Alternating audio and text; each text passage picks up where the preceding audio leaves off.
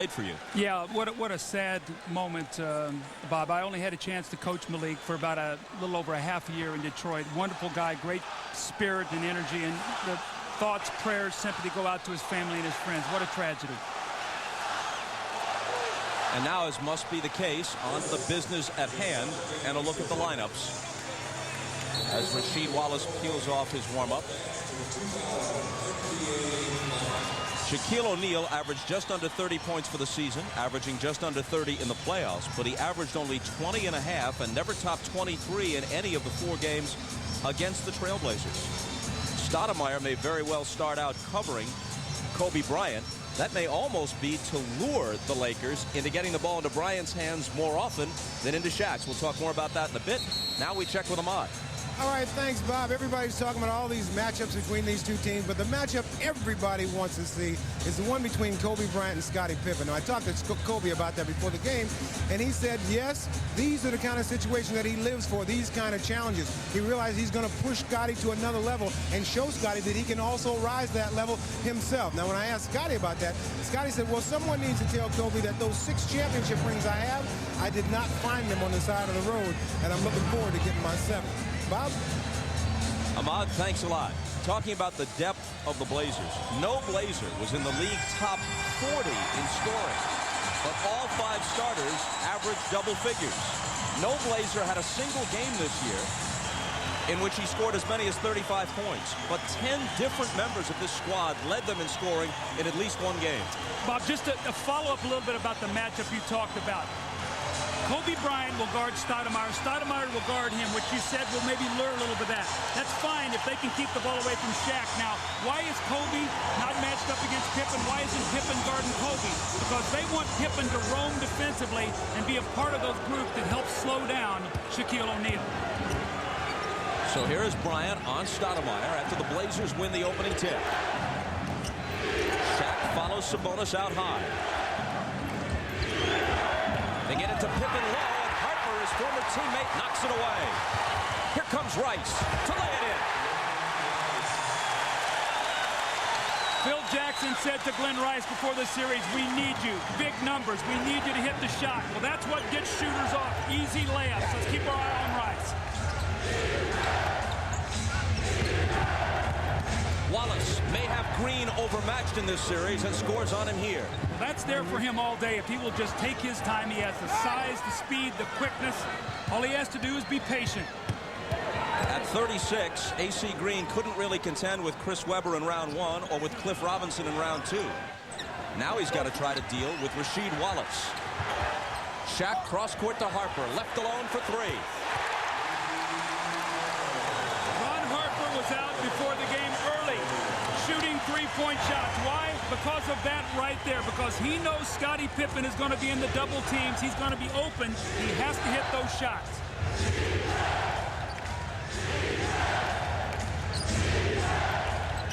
Shaq respecting Sabonis' outside range, and there's a whistle. The officials are Ron Garrettson, Mike Mathis, and Bob Delaney. Foul on Kobe. It's a tough matchup for Kobe Bryant. He's a tremendous defensive player, but at 6'7", and Stoudemire about 5'10" or 5'11", and so herky-jerky off that dribble, he is tough to defend on that outside. They look for Wallace against Green. He spins on him and scores. Now, A.C. Green starts the game, but you're going to see Robert Horry for the majority of the minutes. So right now, A.C.'s just buying some time until they come off the bench with Horry. Shaq, his first shot, and off balance. Swisheroo.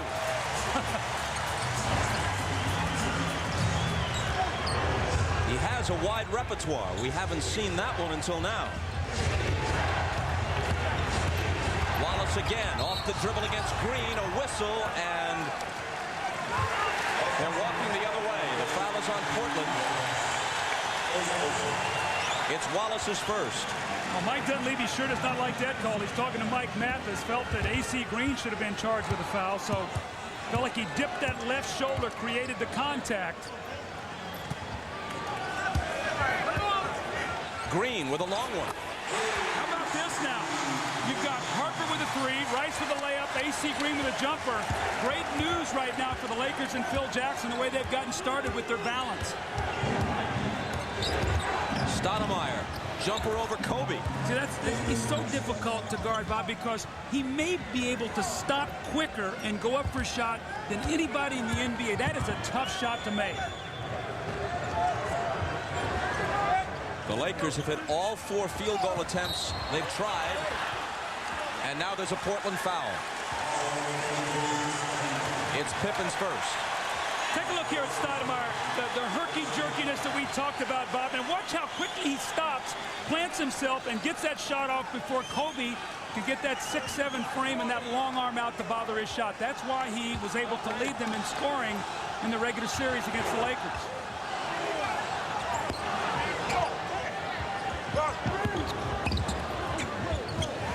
Harper again. Can't hit this three-pointer, and O'Neal over the back for the foul. Which one of the big guys can stay out of foul trouble? They love it, the fact that if they can block out O'Neal, speaking of Portland, that maybe he will come off over the back and get a foul. That's exactly what happened there. Well, with Sabonis and with Jermaine O'Neal off the bench and with Rasheed Wallace and Brian Grant in short stretches against Shaq, they have lots of fouls to use. Pippen emphatically to the hoop.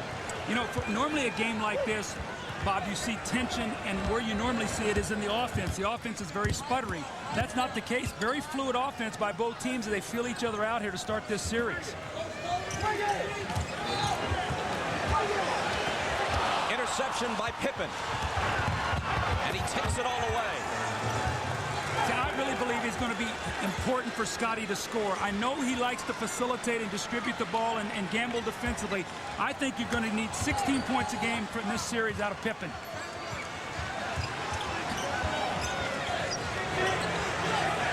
The Blazers lead at 10-9. Bryant with the height advantage on Stoudemire. Can't hit it. Green on the offensive glass.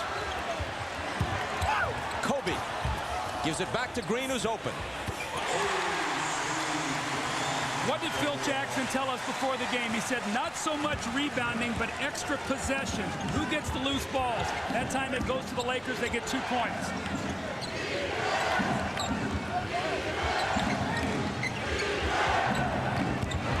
Here's Wallace with his own rebound.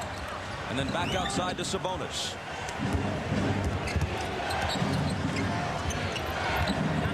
Steve Smith, his first touch. Ball loose, Smith comes up with it, Pippen fires. And he's got a 3. We're off to a great start. And remember, Scotty hit the 3 to eliminate Utah the other night. Down 2, he hits a big 3. And when he was with Chicago, he was not called on to make those shots. That was number 23, Michael Jordan's job. Rice for 3 and a whistle. Smith lunged out at him, fouled him, and Rice is going to shoot 3 free throws. Number 1 on Smith. When we talked to Phil Jackson before the game, he said they have got to be able to get something from this matchup. You see the foul here as Steve Smith goes under him and just hits him with the hand on the leg. It's a touch foul, but Steve Smith knows better than to commit that kind of little touch foul. Smith and Rice certainly familiar with each other. They played against each other in high school in Michigan, then in the Big Ten. Rice at Michigan and Smith at Michigan State. They were teammates with the Miami Heat for a while, so had to go against each other in practice. And now in this series. Well, they know each other very well, and they know what they love to do on the floor. They're going to try to take away those strengths.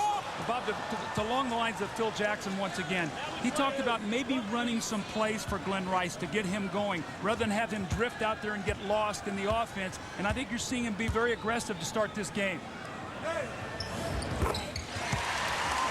Tied at 13. Pippen has 7 of those 13 Trailblazer points.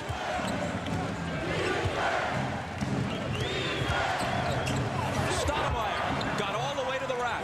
Keep Shaq involved in screen roll. That's what Sabonis does. Now, why doesn't Shaq help? Because he's worried about Sabonis rolling out and shooting that jump shot.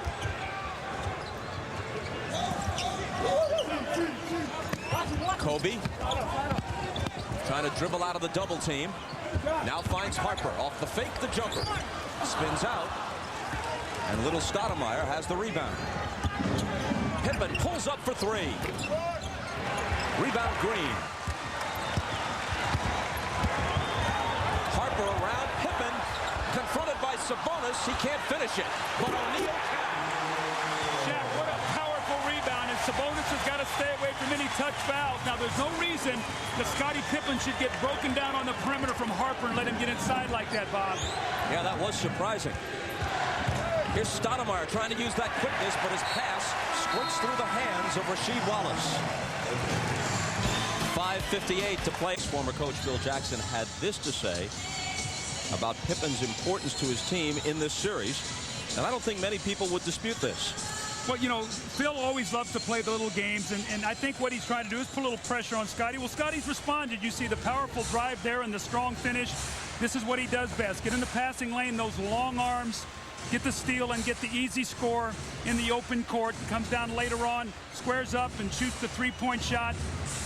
Ball comes out to him, no hesitation at all. He shoots the three, so off to a great start. And I think you would expect this from him with this team. Get them on the road off to a great start. And I know Ahmad had a chance to talk to him before the game. Ahmad, what do you have to say? Yeah, Doug, you know, I've been around Scottie for quite some time. I've seen him in a supporting role. I've seen him in a leadership role. But I have never seen him as comfortable as he is now with this team, this Portland Trailblazer team. He felt like they really could come out here and win. And as you watch the way he's playing, he's showing that he's the guy with all the championship rings, and he can lead these guys to the promised land. Doug? Ahmad, thanks. Doug, how important is it that Pippen knows the triangle offense in terms of what he does defensively as Bryant hits the baseline fadeaway? Well, I think it's very important because he knows where the trigger points are and where, when the ball gets in certain situations, where it puts most pressure on the defense and where he can help with that. So he'll know where to pick and choose to do that as Stoudemire misses the layup here as he breaks down to Bryant off the dribble. Which he's done a couple of times already. Rice, catch and shoot, got it. The three-pointer gives him 7.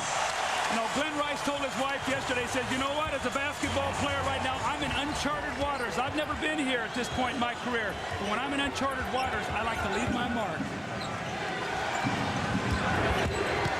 Smith backing in. Then outside to Wallace for 3. Overshot it badly, but it goes off Harper's hands. At least that's the way it looked to me, and a good number of the others, but apparently it was touched last by Portland. Well, that looked to me like it was definitely off the Lakers. Lakers are on a 7-0 run.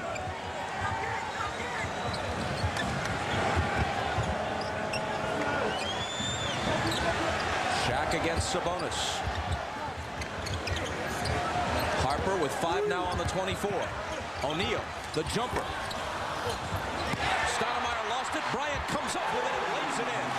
See, you don't want to give Kobe Bryant and Shaquille O'Neal those kind of easy scores. You want them to have to work hard for everything. Shaq took a tough shot. Stoudemire couldn't get the rebound. Kobe picked it up and laid it in. Of course, that was easy for Bryant because he's capable of those mid-air gyrations. Steve Smith, left unattended, does what he does so well. He hits the jumper for 3 in this case. Well, normally Steve Smith likes to come out and have a big first quarter. The Lakers know that. They're really identifying him very early on the defense. Lakers by 4. Harper's pass deflected by Pippen. Now the jumper by Harper. Off the back iron. And it's Scottie who goes to the floor to scoop it up.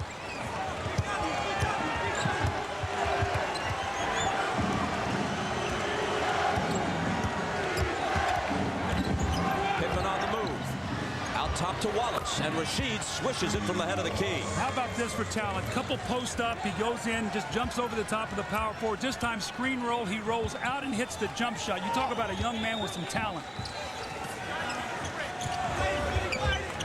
AC Green. Now Kobe spinning baseline, trying to give it back to Green. Ball loose in the lane. Shaq comes up with it, and now it's Stoudemire. Steve Smith with Rice on him. Loves the baseline move here. You got to keep him off that baseline. And a foul is called. It'll be on Rice. It'll be his first. 2:49 to play in the first. The Laker lead is 2.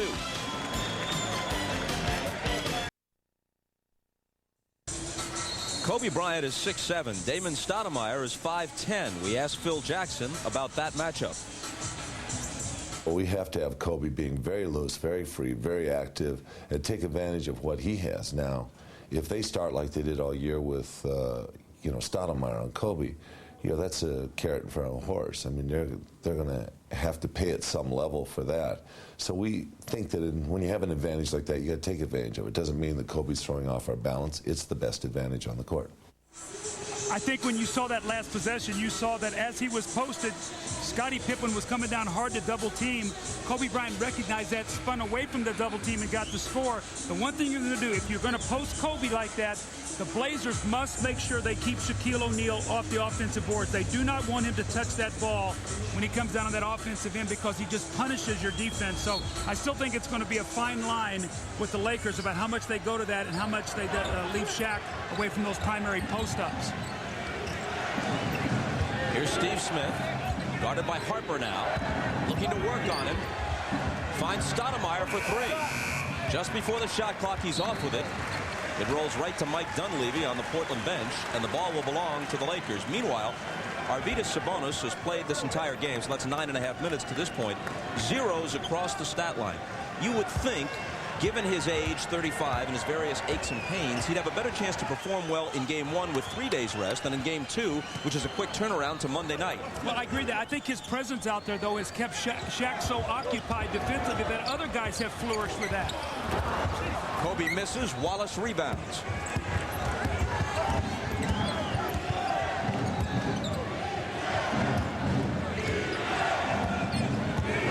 Stoudemire had to arc it high and did it off the glass. Again, there's another thing you just talked about, Bob. Now, Sabonis did not take that shot, but it's so difficult for Shaq to lay back in that paint and get down there and help because he is concerned about Sabonis shooting the jumper. So the presence there helped the Blazers get that score.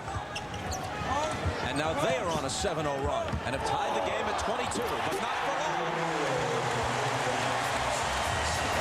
Now, if you think about it, Shaq has a shot that he came across the middle that was a difficult shot, and he has 2 dunks in the game. You want to limit his dunks, his layups.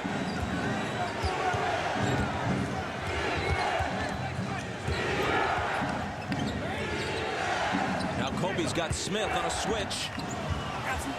And Steve hits over him. Very good low post player. Now, when he was in Atlanta, they used to go down on that block all the time. And at 6'8", he could elevate. And also, he's a tremendous free throw shooter if you foul him down there. Kobe. Wallace over to help. And a foul. That'll be number 2 on Rasheed Wallace. And every time he begins to talk to an official, you wonder how close he is to a tee. The great rollout there by Shaq. He felt the pressure from Sabonis on the backside. He rolled away from the pressure. The great pass from Kobe Bryant. Rasheed Wallace is off to a great start. And now he has to sit down with his fouls. Now, Brian Grant is in the game, probably more active and healthy than he's been all season long. A tremendous offensive rebounder. Grant is the first substitute off either bench. Bryant sliding inside, and Grant fouled him. So the man he replaced sat down with 2 fouls, and it took Grant only a few seconds to pick up his first.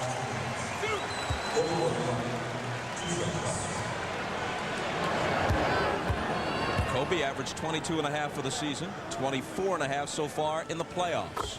And you can log on to NBA.com and follow today's game with Sync TV, a live online companion to each playoff broadcast.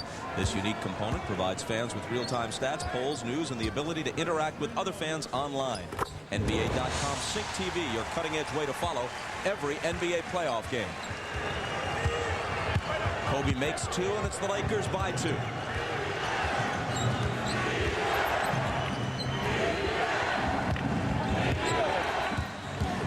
Steve Smith backing in on Bryant for the jumper. Can't tie the game, and Shaq rebounds. See, I like that, though. Portland went right back to the play that worked before. Make them try to stop. At that time, he did not hit the shot. Shaq deep against Sabonis. Misses the jumper. The rebound to Grant. Shot clock off. Last 20 seconds of the quarter.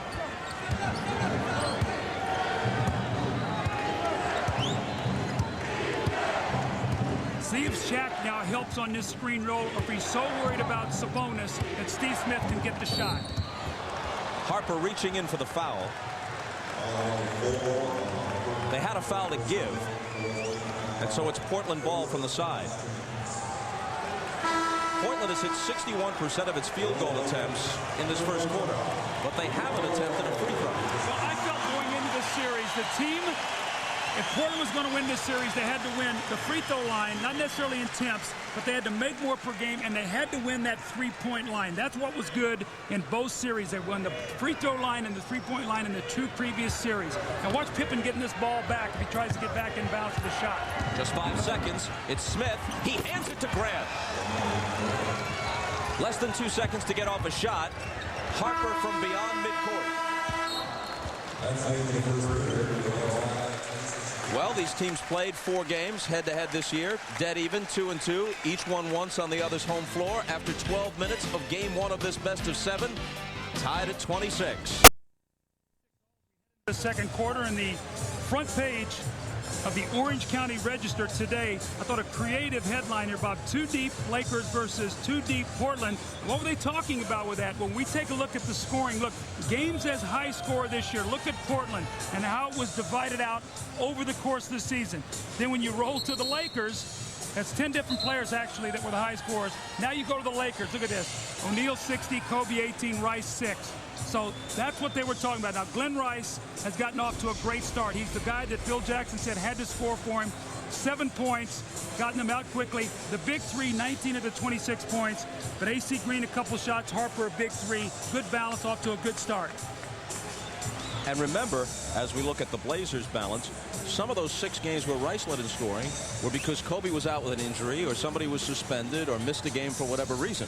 Well, and let's make no bones about it. The Lakers are built as Shaq being the #1 option, Kobe being #2, and Rice #3. And when those guys do their jobs and they get the role players playing the way they're supposed to play, they're 67-15 on the season. That's why they are where they are with the home court advantage.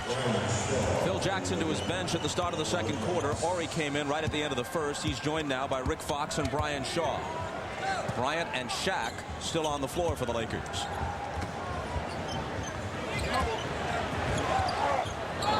Shaw back to Shaq, who just slides by Pippen, who understood when it was futile to try to contest him. Well, they said he flopped. They said, Sabonis, we're not going to give you that call. You're going to have to hold your ground. Now, had he got that call, that would have been Shaq's second foul. That would have been very important.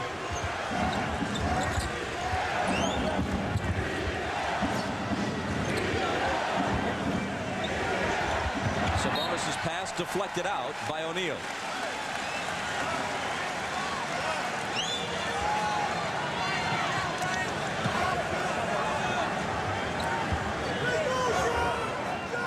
No one is as big as Shaq, but Sabonis is the opponent who comes closest. He's actually taller at 7'3", and he weighs nearly 300 pounds himself.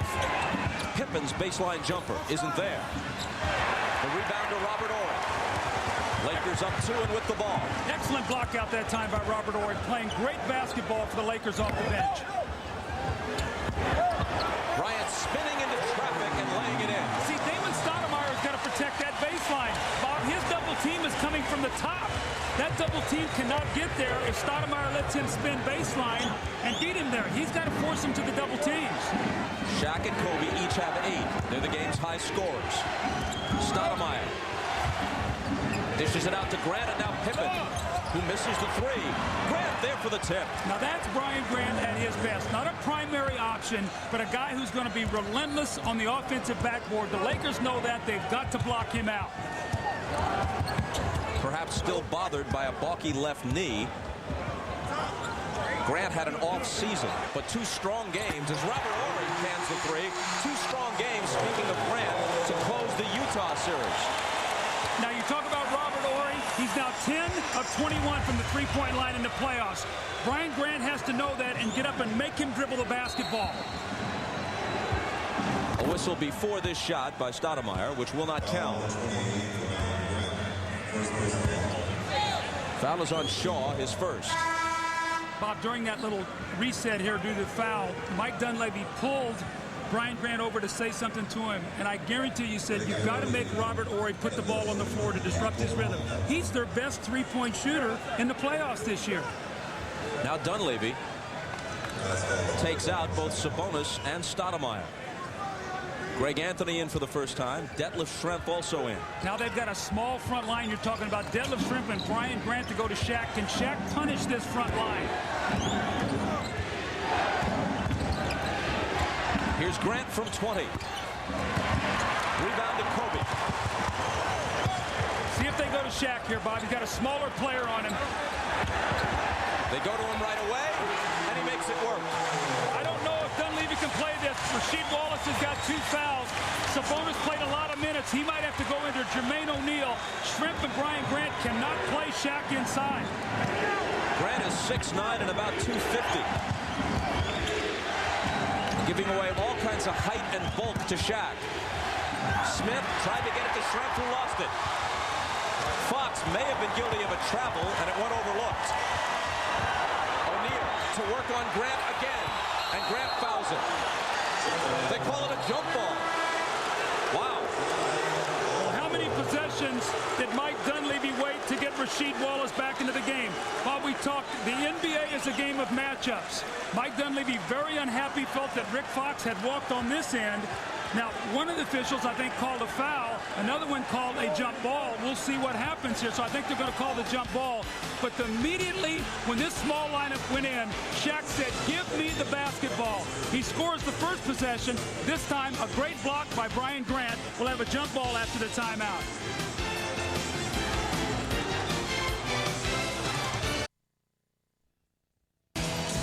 The Lakers lead by 7, and you can see exactly the power of Shaquille O'Neal. Now, Sabonis is a big, strong man. Little left arm he puts up there. Sabonis rocked back on his heels, no call. And then look what happens when Brian Grant gets in the game. Shaq immediately goes to him, the quick spin, the great footwork, and look what he bangs him. He just rocks him. This the power of Shaquille O'Neal. And you know what? When something works, you go right back to it once again. This time, Brian Grant gets beat on the play, but he does not quit. He goes up and he forces the jump ball.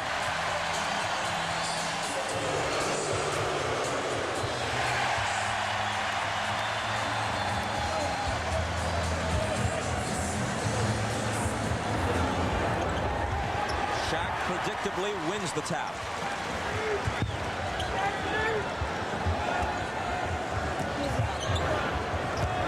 Robert Horry driving on Wallace, and a whistle when the basket count. It will. Now, more importantly, that's going to be Rasheed Wallace's 3rd foul. A critical play on Wallace. This time he gets up on Robert Horry, who hits the 3, who beats him on the dribble. So Horry's offensive explosion here has gotten the Blazers in trouble. The bump by Wallace, the tremendous over-the-shoulder, off-the-glass shot by Robert Horry. Remember, this guy has 2 championship rings and was big when he was in Houston shooting the 3 and defensively playing along that front line with Olajuwon. That brings Sabonis back, Wallace out.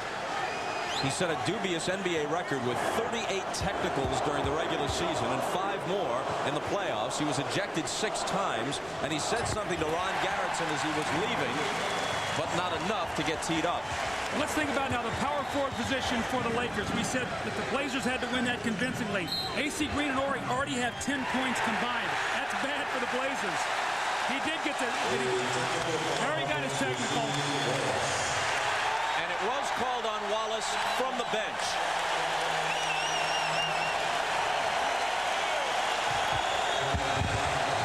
Ron Garretson let him have his say once. This time he said, "I'm going to stop you. I'm not willing to say anything else." So Rasheed Wallace now knows the next one, and I'm out of here. And do you really think that'll stop him? No, I don't, because I think when he gets into those moments, I think he just sort of short circuits. I think his teammates try to hold him back. I think Mike Dunleavy, I think the assistant coaches, but I think he so gets into what he's doing with the referees, he doesn't hear anything else that's going on around him. And it's a shame, Bob, because he's a tremendous talent, and this is what's preventing him from being one of the premier power forwards in this game. He's holding himself back. Here's Greg Anthony sliding along the baseline and finding Smith, but Smith was out of bounds as he received the pass. By all accounts, back to Rasheed Wallace, he's a very cordial young man off the court.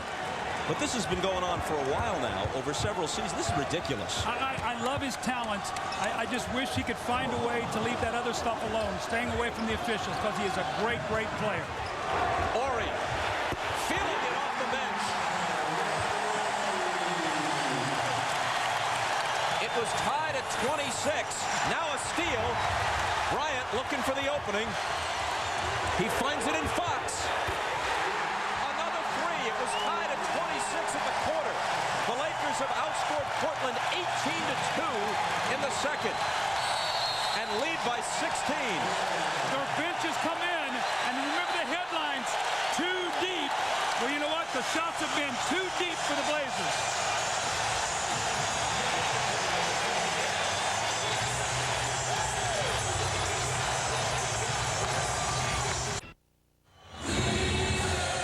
The Lakers now by 16, 8:10 to go in the second period. And it's been the play of the bench. Robert Horry hits another three-point shot. He has 2 3-point shots and a 3-point play for 9 points. Greg Anthony was going to get a timeout. He kicked the ball off his ankle, turned it over, and it resulted in this three-pointer for Rick Fox. Bob, I don't know about you, but I think the Lakers may have been taking this bench and too deep thing too personal right now, because 12-4 bench scoring for the Lakers over Portland. And you know what? Portland has come unraveled as Scottie Pippen has sat down. They need some leadership right now. Detlef Schrempf into Sabonis. He wraps it around to Grant for the dunk. Sabonis is a tremendous passer, so if you're going to double team him, you've got to close down passing lanes, as we see Kobe Bryant getting a well-deserved rest. He sits for the moment with 8 points.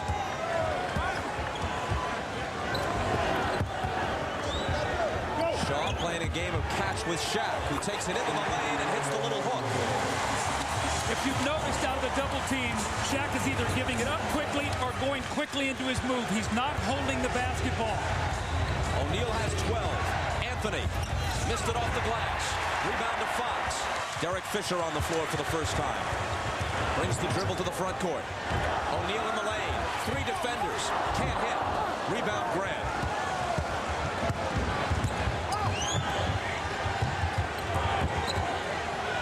Bonzi Wells making his first appearance on the dribble against Shaw. And he lost it. Here come the Lakers after another Portland turnover. Derek Fisher missed what would have been a 2-pointer.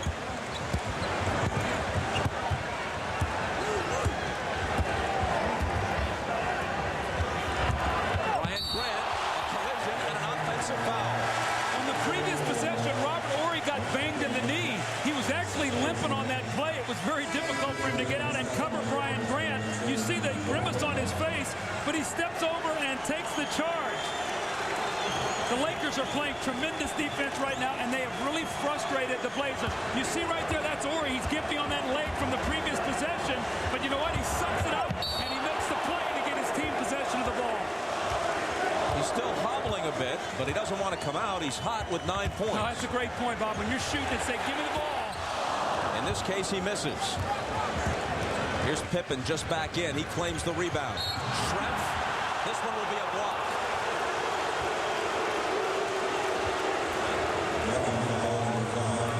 That's Horry's second foul, and again, he shows himself willing to sacrifice his body.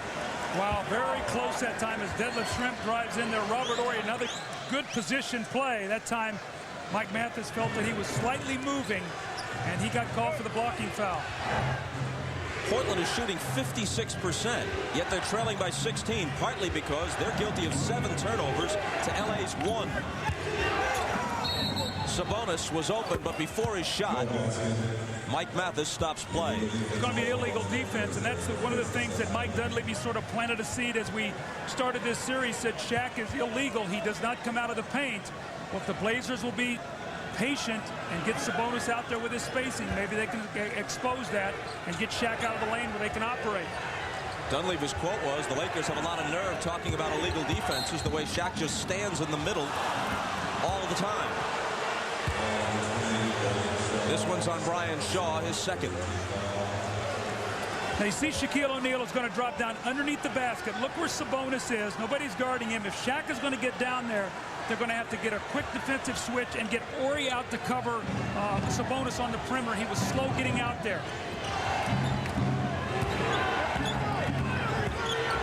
Bonzi Wells, his first shot is no good. We move inside 6 minutes. Wells knocked it away, pleading with Bob Delaney that Shaw touched it last, but Delaney was right on the play. Didn't see it that way. You know, Bob, one of the things that the Lakers have done so well in the playoffs is take care of the ball. They are averaging less than 12 turnovers a game in their 10 playoff games. Tonight, you talked about it before, a real key. They only have one. Touched last by Portland. Laker ball, 10 on the shot clock. And the Lakers ask for time. 5:48 remaining until halftime. LA up by 6. Against Shaquille O'Neal. This man is so big and strong. What is flopping and what is good defensive position? Look at Vlade leaning on him with everything he's got. We're going to draw this little line in here. I mean, he's Velcroed to him. He turns in there and rocks him. Look at the space and the score. Then in the next series, it was Luke Longley. Watch his right arm. Shaq leans in. He rocks him on his heels. Now look at the space that's created for that shot. And then today, once again, this time in this series, it's Sabonis, another big, strong man. But again, what is flopping and what is holding your ground? It is so hard to referee against this man because of his size and his power.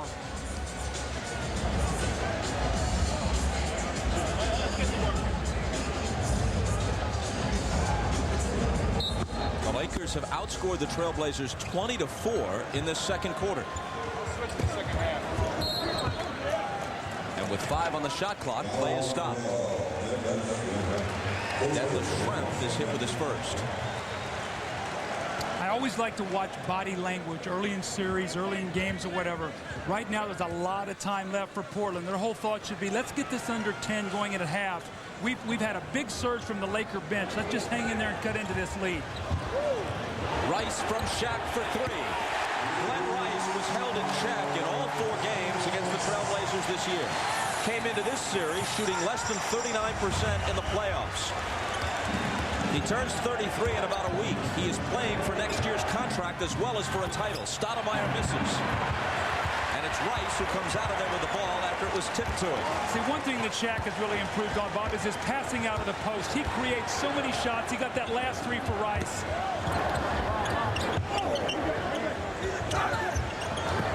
Shaq in the paint, thought about it, gives it up to Horry. Now he has it back. Sabonis forces him a bit away from the hoop. Little jump, and the jumper doesn't get the bounce. The rebound to Pippen.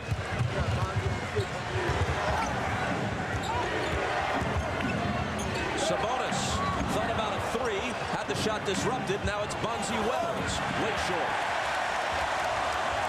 Bob, can you see what they're doing defensively? They're keeping Shaq in the paint and running Horry at Sabonis to take away that shot.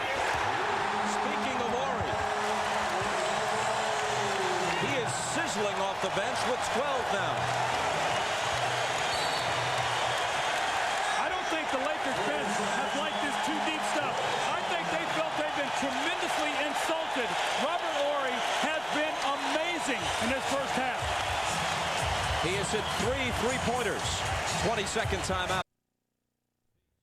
After a terrific first quarter that was 26 all, you see what Robert Horry is in the game, plus 20 in the game. But Bob, in this quarter, it was 26 all, so it's 26-4 right now in favor of the Blazers, and we played less than 8 minutes in this quarter.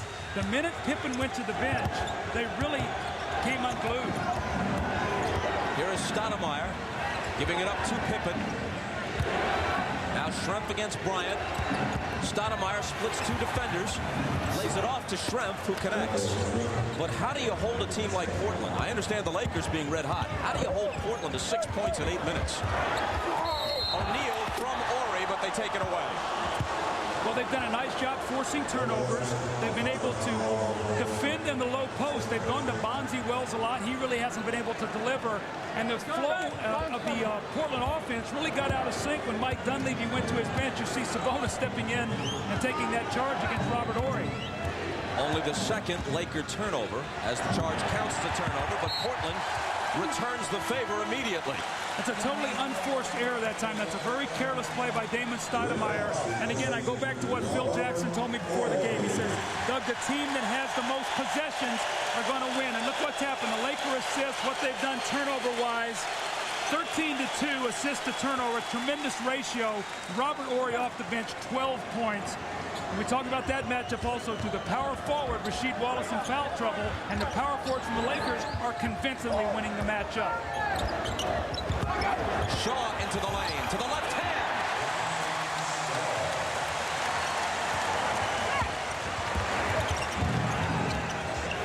Pippen guarded by Rice. Scotty spins around him, nice move.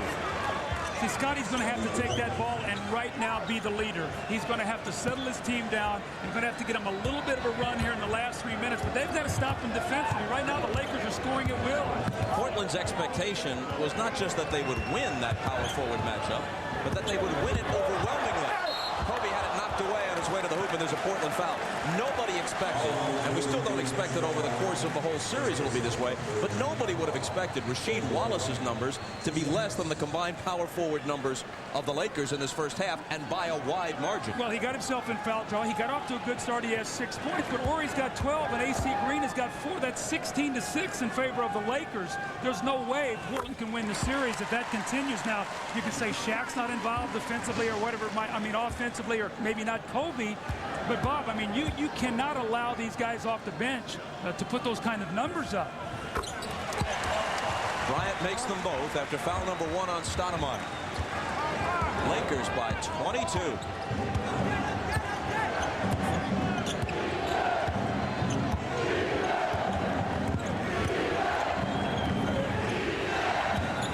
Sabonis to Schrempf. Nice assist by Arvydas Sabonis. He is a wonderful passer. He's one of my favorite guys to watch play. He just can pass the ball. He sees the court. He can shoot the ball. I can only imagine what he was like 10 years ago when his legs were fresher and healthier. Kobe, catch and shoot, got it off the baseline. He has 12, as do Horry and O'Neal. Mike Dunleavy's going to have to think about that matchup with Kobe and Stoudemire. I don't think that's going to work. Rice is right behind with 10, so balanced scoring for the Lakers. Stoudemire again arcs it high and misses this time.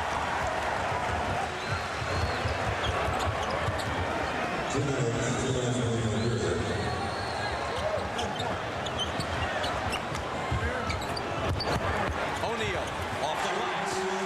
14 for him. It's all going, and the interesting thing, Shaquille has not even been the focal point. He's got 14 points just in the rhythm of what they're doing.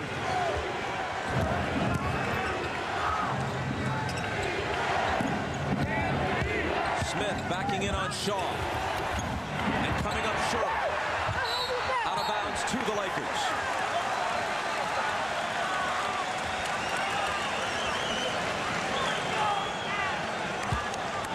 .72-70 was last night's New York-Miami final. The Lakers have 60 points, and now, well, I was going to say make it 62, but Shaq couldn't finish. Still a little more than a minute to play in the first half. Pippen left unattended, hits it. Well, that's a little 5-point swing there. Can that give Portland a little life? They're looking for any kind of silver lining they can find right now in an unbelievably dominant first half by the Lakers. Not only did Shaq not get the dunk, but they were disjointed coming back defensively because of it. That left Pippen open. So it is a 5-point swing. Shaw has an answer.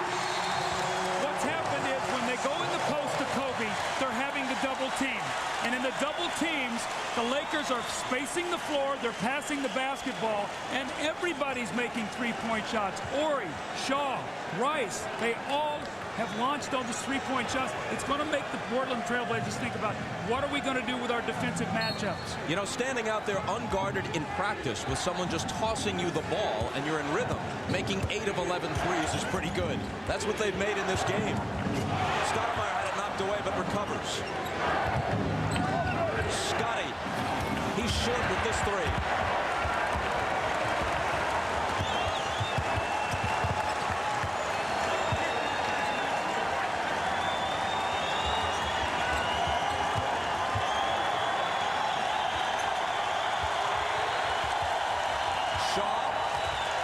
Into the corner for Rice. Here comes Stoudemire, 14 seconds. They have a foul to give. Trent backing in. Finding Stoudemire to the corner for Smith for 3. At the buzzer, a small bit of hope, at least an upbeat note on which to end what was otherwise a disastrous second quarter for them. Well, Phil Jackson was given the sign to Brian Shaw, take the foul, take the foul. He didn't, and when they got inside and they had to help, they swung the ball and hit the three. But even with that said, a 21-point lead for the Lakers, a magnificent first half. All of it established in the second quarter. It was tied, believe it or not, at 26 after one, and the Lakers. Rasheed Wallace saddled with foul trouble and then hit with a technical on top of it in the first half. Just about everything went well for Shaquille O'Neal until time had expired at the end of the half when he was hit with a technical. Back with Doug Collins, Bob Costas at the Staples Center in Los Angeles. These teams haven't seen each other in nearly 3 months. Nobody would have thought, though, that we'd have a halftime score like this. Let's search for the explanation among the keys to this series. Well, we talked about it in Showtime, what the keys were going to be for Portland. You said Sabonis has got to stay on the floor 30-plus minutes and hit the outside jump shots. He didn't even attempt a shot. Shaquille, could he stay out of foul trouble? Yes, he has 14 points. Scotty has 12 points. We thought he needed to get 16 or more. Kobe Bryant has 12, did a nice job on Stoudemire, holding him to 6. Remember, Stoudemire led them in scoring in the regular season against the Lakers at 18, and we said they must dominate the power forward matchup with Wallace and Grant. Have they done that? No, actually, they've been outscored by 4. Rice off to a great start. He needs to hit his shot. He does. He has 10 points. Everything is going right for the Los Angeles Lakers. And we talk about Rasheed Wallace. One of the keys in the game was when he picked up his 3rd foul. Robert Horry drove the ball to the basket. As he jumps, the referee says he hits him with his hip. Gets the 3rd foul. Rasheed Wallace says, "What did I do?" And so the referee told him what he did. Now you bumped him with your hip.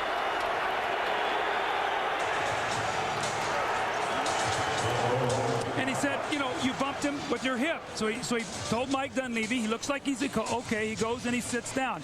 Now as he's sitting down, there's a stoppage in play, a free throw, and he won't let up. Ron Garretson looks at him and gives him a technical. These are the things that disrupts not only Rasheed Wallace, but his team. If they're going to win this series, he's got to be out on the floor, he's got to be productive, and more importantly, he's got to stay in focus, Bob, with what they want to do. People whose tempers are not in control and whose tempers ultimately do them in, whether in the college ranks, the pro ranks, or another walk of life, almost always believe they're in the right in a given situation. Almost always believe, well, if this hadn't happened, it wouldn't have led to this. But this guy's got a track record. 38 technicals for a season? That's an NBA record. Not the kind you want to achieve, if achievement is the right word. 3rd quarter coming up. Ahmad Rashad back in Los Angeles with the Lakers lead at 63-42. Now, Mike Dunleavy told his team at halftime that they've got to get to the line. No foul shots. Got to take the ball to the hole. They're going to continue to double Shaq, and obviously they've got to really bucket up on the defense end and try to step it up. Phil Jackson told his team, keep the momentum. They got to go out and try to win the 3rd quarter. They also expect Portland to extend the defense, try to maybe press them the entire way, and obviously no letdowns. Bob? Ahmad, thanks. You'd been saying that one of the keys to the series, Doug, Portland had to have an edge in 3-pointers and an edge at the free throw line. This is the first free throw they have shot in the entire game, and it's a technical called on Shaq at the conclusion of the first half. Steve Smith nominated to shoot it, which makes it a 20-point game. The Lakers did lead at one time by as many as 24. Well, Bob, if you look at the numbers, the Lakers are +6 at the free throw line. They're +12 at the 3-point line. So +19 in a game right now that's a 20-point game. So those are 2 areas. Another key area, you got to take care of the ball. 8 turnovers for the Blazers led to 15 points, 15-2 points off turnovers. Smith on Rice. Now Shaq, who turns to face Sabonis. O'Neal's jumper is off, and Portland, looking to cut into this lead, which is now 20, brings it back with their first possession of the second half. Sabonis from Pippen to the left hand, and it rolls off. That's his first field goal attempt of the game.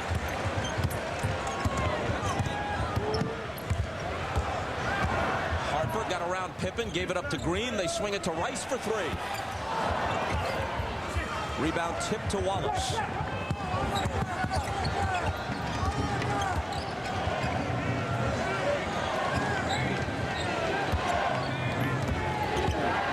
Rice switches on to Stoudemire.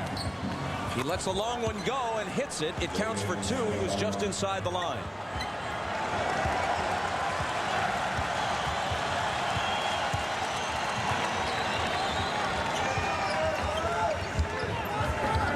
Into Shaq over Sabonis. When he gets it that deep, there's nothing you can do because there's no way the defense can get back and help you with the double team, and he'll just go right over the top of Sabonis. So great low post position by Shaquille.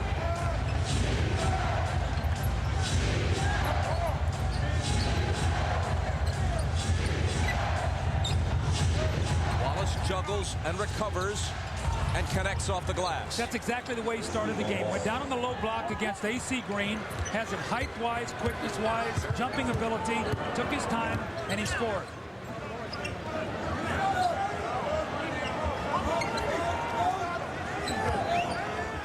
Kobe with Wallace over on the double team to join Stoudemire, and Mike Mathis says hold on.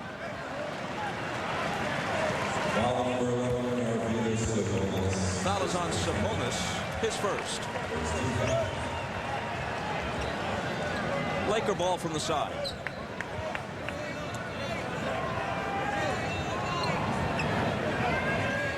With the Lakers in front now by 18. What was a very raucous crowd in the first half is quite subdued as the third quarter begins. Harper around Stoudemire. You see why Phil Jackson loves big guards. That time, Harper posts up against Stoudemire. So that is going to be a tough dilemma for Mike Dunleavy in this series. He loves Stoudemire on the floor or Anthony, but both small guards. That's a matchup problem, Bob. Wallace knocked away by Harper. And Hart comes out with the steal. Here's Rice. Bryant. Tremendous ball movement by the Lakers. Now, you and I have done a lot of Laker games. Have we seen them crisper or pass the ball better than we've seen today? Offhand, can't think of any occasion where they've sustained it for this much of a game. Pippen had it stripped away. The ball was kicked. And the whistle blows. Ron Harper is always roaming in that lane. Wallace goes up, and here comes Harper. He strips the ball. Fast break, great passing opportunities. And we get Shaquille O'Neal with a dunk with a great pass from Kobe Bryant. Next possession down the floor, Harper again strips a man who looks like he has an easy layup. Portland ball after it was kicked by the Lakers. Stoudemire roams free, and nobody switched onto him. It's almost like Shaquille is saying, I do not want Sabonis to hit a shot. I want to keep him to where he doesn't scratch or start shooting that jump shot to give him any confidence. We'll give Stoudemire some baskets. Kobe misses the jumper over Stoudemire.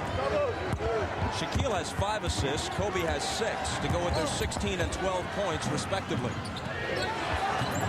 Pippen for 3. The rebound to Glenn Rice.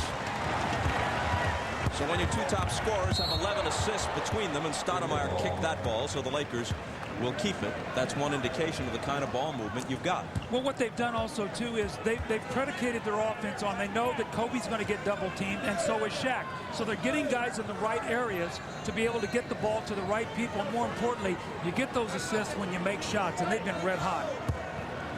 I shortchanged O'Neal a basket. He's got 18 rather than 16.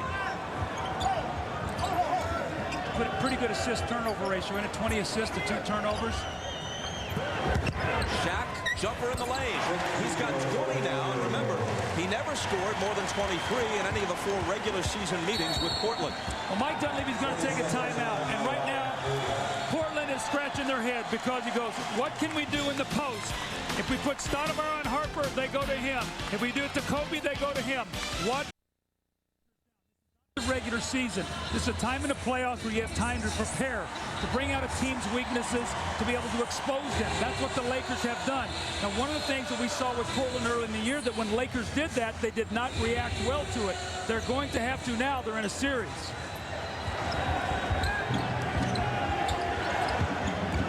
Pippen to Wallace, knocked away. Wallace got it back. Scores.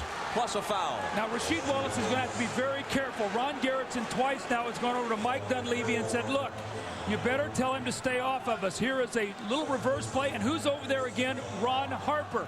Now, Wallace with great hustle to get it back, the basket and the foul, but you see him look at the official with tremendous emotion.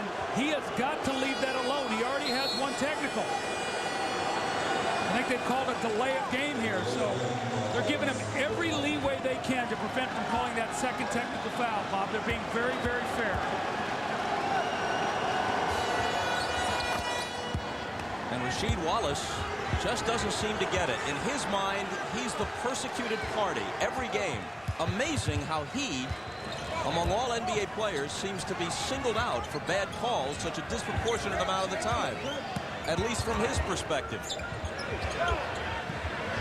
Harper missed the three, and little Stoudemire at 5'10" grabs the rebound.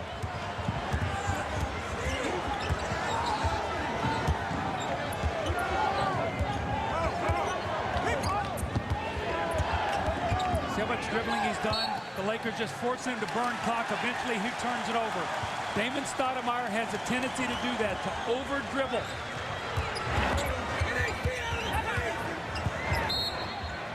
Ball kicked again.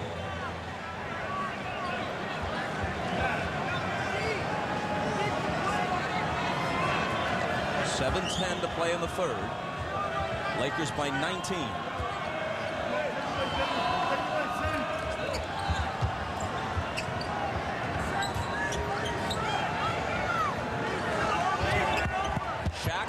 Driving on Sabonis. See, Sabonis got there, just doesn't have the mobility to be able to stop and go up and contest. But you know what? Who does against Shaquille O'Neal? That's why he's the most dominant player in the game today.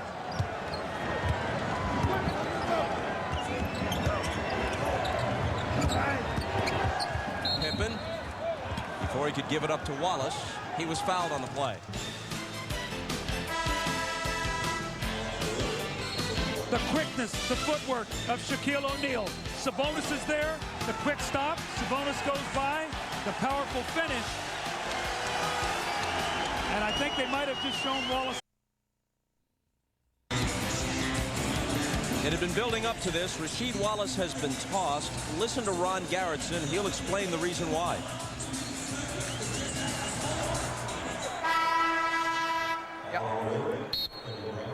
Timeout, LA. Whack! Get out! But he didn't say nothing. Get away from me, Steve. He didn't say nothing. Get away from me, Steve. Can I talk to you? He didn't say a word. Technical foul, Wallace. He's gone. No, not right. I asked him 3 times to stop staring at me to try to intimidate me. I'm done. He's gone. I asked him. I told him. I'm gonna give Mike the explanation. I have already told Mike twice before to have him stop staring to try to intimidate me. He did it again. He's gone. Well, Doug, can you get tossed for looking at a guy funny? Well, I think what's happened, but we talked about it the last 3 minutes of the game that Rasheed Wallace is going to have to stay away from the referees. And I think you said when you have that kind of technicals against you this season and that occurs, you have a reputation. And Rasheed has to understand that. And they kept saying, stop, stop, stop. Eventually, they said, that's it. Now, did he say anything? No. Normally, do you get thrown out for staring? No. But when Rasheed has gone through all this and he's trying to intimidate the officials, they've stopped it. And this is going to be critical to this series. Bob, we've talked about it. Rasheed Wallace, can he do it? I don't know. But that's the major question. Portland cannot win without it. He logged 16 minutes, shot 5 of 8, 11 points, 3 rebounds, and now has been tossed. And see what it does? It dispirits your team. They need you. Smith did not beat the shot clock. 24-second violation. If you're the Blazers, do you even look at the tape of this game? Maybe the coaches do. Do you show it to your team? Oh, you have to, because every game you have to make adjustments, and the team that loses is the team that has to make the adjustments. They're the team that says, where do we get beat? What can we do to be better? Kobe Bryant trying to explode to the hoop, and the whistle is blown. And you know what? It gets ugly, but during the playoffs, tape watching, I think, is even more important than regular season, because you've got this team, could be as many as 7 times in 2 weeks. No foul, just ball out of bounds, quickly into Rice, who misses. Pippen pulls up, and Kobe blocks his three-pointer into the hands of A.C. Green. Pippen tried to set up, contact with Rice, no call, and Rice drives the lane and scores. He looked like Magic Johnson on that one. Took the ball, avoided the charge, took the ball behind his back. Now remember, he started the game off with an end-to-end rush for a layup. That started his day. Rice has 13, averaging 14 in the playoffs. Brian Grant pushed by A.C. Green. And the obvious Laker foul. And see, Bob, another thing, talking about the playoffs. Portland is here. You got this game Saturday. They play again Monday. So you wake up tomorrow, you got the papers. Then you got the papers on Monday. You're going to hear all the conversation.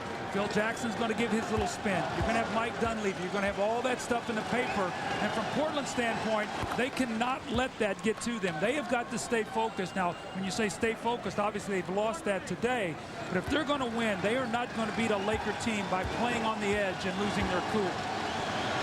Because of his injured knee and because some of his minutes went to newcomers, Brian Grant had his lowest averages in points and rebounds this season of his entire career. But he has played better as the playoffs have progressed.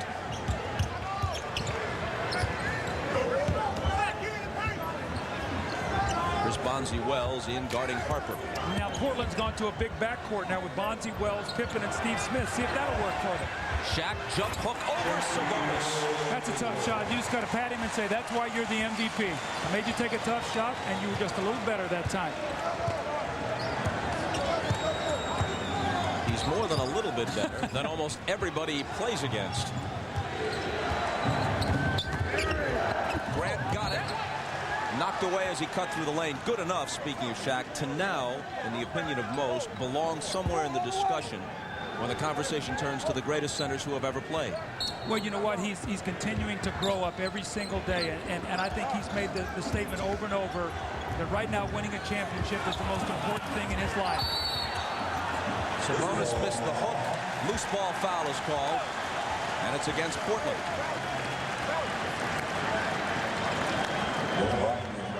Brian Grant's third.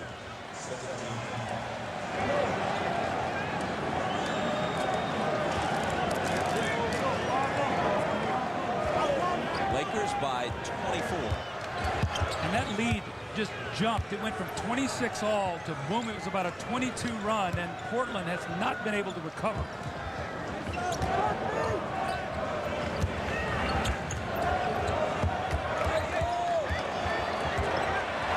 Kobe working on Pippen, and he traveled. Now Kobe's got to be very careful because Ahmad talked about this before. Everybody wants to see Kobe and Scotty. But Kobe's got to be very careful not to make this too personal to show Scotty how good he is right now. That's not what's needed. Steve Smith for three. A tough one, too. A little bit off balance. Generally, Kobe has had good games against Scottie Pippen. Well, especially in Houston last year in the playoffs. Scotty had one big game, 37. The other three averaged only 12. Kobe clearly won that matchup last year.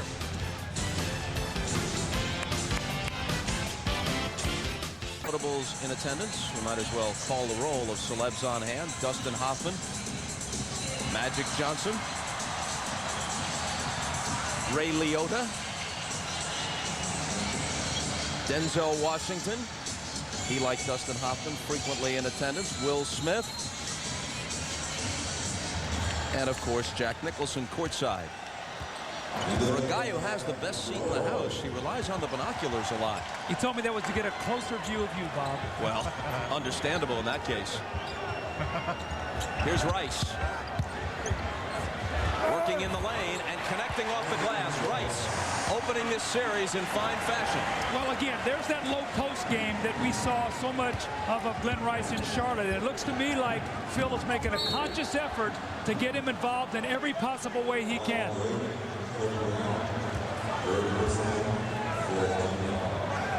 No place for the faint of heart inside. Shaquille O'Neal and Sabonis. Now again, Sabonis is no little man, and Shaq just rocked him on his heels. Bonzi Wells misses. And Ori has it. Growing up in Lithuania, how many people do you think Arvydas Sabonis encountered who could shove him around?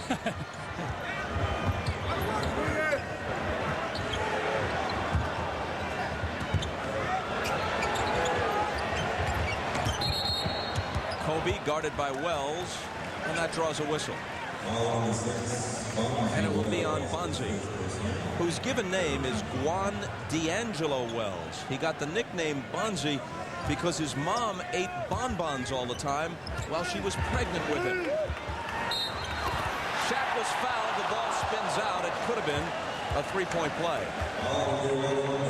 Is this going to be Shaq's first free throw of the game? I don't remember shooting a free throw. Yep, Talk about hack a Shaq, and they've done such a great job, the Lakers, moving the basketball. This is going to be his first free throw attempt. The Lakers up 80-57, and we've played 9 minutes basically into the third period. Now, Sabonis has played about 32 minutes in this game. It's a lost cause for the Blazers. The next game is a fairly quick turnaround Monday night. Should Dunleavy be thinking about getting him out of here and saving him some minutes? That's a very good point, and I think that Mike Dunleavy's got a couple things he's got to think about. Is it important to try to get Arvydas in the swing of things here, or is it more important to have fresh legs going into that game on Monday? I think you'd see in the last 3:22 here, Bob, if they don't make a little bit of a run, maybe Sabonis might sit out the entire fourth quarter, but that's a very good point. Here is Sabonis. A little leaning jumper that's no good, and the follow is there for Bonzi Wells. But what they're doing, what the Lakers are doing against Sabonis, Shaq is not coming out of the paint to defend against his shot. What he's doing, he's staying back, and they're running Robert Horry out at him. Horry misses on the run. Pippen pushes it up the floor, gives it to Wells, and Wells was fouled.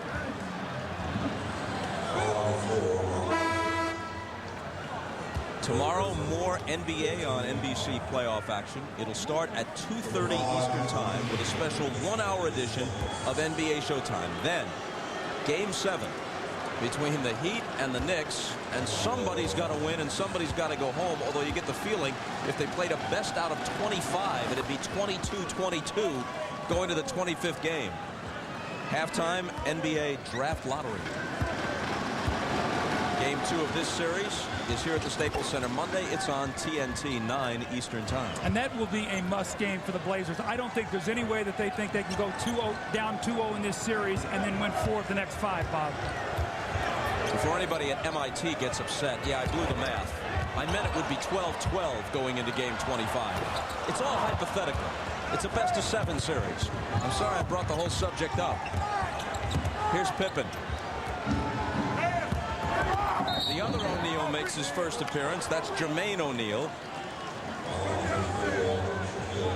And he was fouled by his namesake.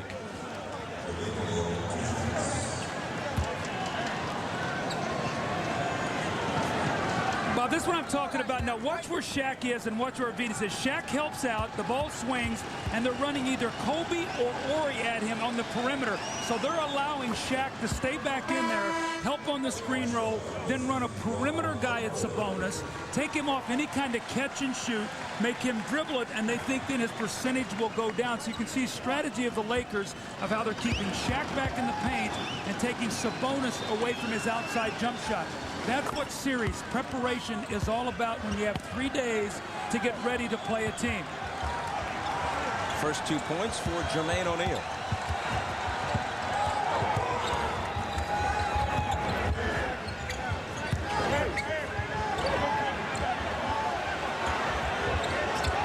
Kobe back to Shaq, out of the double to Shaw for 3. Shaw's hitting threes. Horry's hitting threes. Rice is hitting threes. Fox is hitting threes. They're all in line today. Steve Smith. Rebound Jermaine O'Neal. Around the perimeter to Pippen for a three-pointer of his own. That's no good. Grant, though, gives them a fresh 24. Scotty doesn't use much of it. Hits his second chance 3. Well, at the Carnival, they used to say 3 for $1, so Scotty got it down on the second one there. But you see Jermaine O'Neal in the game, and he's quick off his feet. And remember now, the first game of the year between these two teams, he frustrated Shaq with a hard foul, and Shaq responded and got ejected. Wells with the steal and the jam, although Shaw thought he was fouled. Now, the Lakers don't want to let up here because right now Portland's extending their defense, exactly what Phil Jackson said to Ahmad at halftime. Well, it's now a 16-point game, a little more than a minute to play in the third.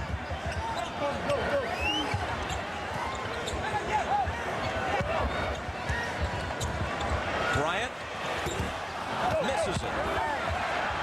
Saved in, and here comes Portland on an 11-3 run at this point.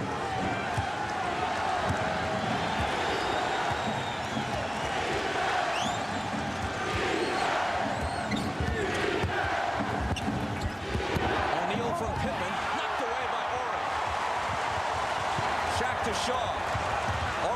dribbling once again as he comes out of the backcourt. Kobe fouled by Bonzi Wells. Basket doesn't count. How about the shot? Now, it doesn't count, but how about the shot that Kobe just made at the end of that play? That was an incredible shot. You know, someone puts that on you in a backyard game, of course. You just concede the H and move on to O. Now watch this, Bob. He's going to get the foul, and he just finishes it up. And look at this shot, the wraparound. That sort of shades of Julius Erving driving against the Lakers in the playoffs the one year where he took it underneath the basket and wrapped it around.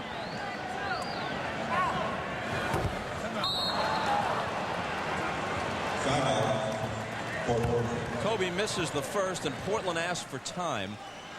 Just under 33 seconds to play in the third, and they're making a... The 21-year-old Kobe Bryant, who is just recognizing what he needs to do out on the floor. See him go to the open area, finds his teammate Shaquille O'Neal for the powerful finish, takes his time here, sees the double team coming, goes away from it, lays it in the basket. Defensively, you're going to see him here against Scottie Pippen, chases him into a tough shot, turnover that is knocked away, and they go on a fast break. And then here he is in transition with the shot block. So Kobe Bryant doing everything that his team needs him to do on both ends of the floor. And Bob, we talked about it in the open. He's going to have to be able to guard Stoudemire, Pippen, Bonzi Wells, Steve Smith. He's doing that, more importantly, not forcing his offense, playing a very solid game today.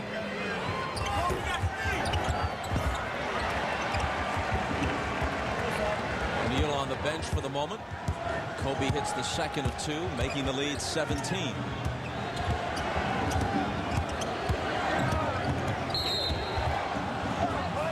And Mike Mathis spots a foul. It'll be on Kobe. It'll be his fourth.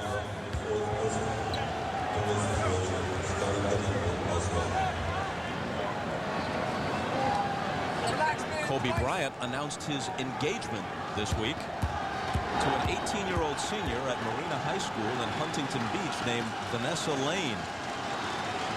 Much of the town abuzz over that development.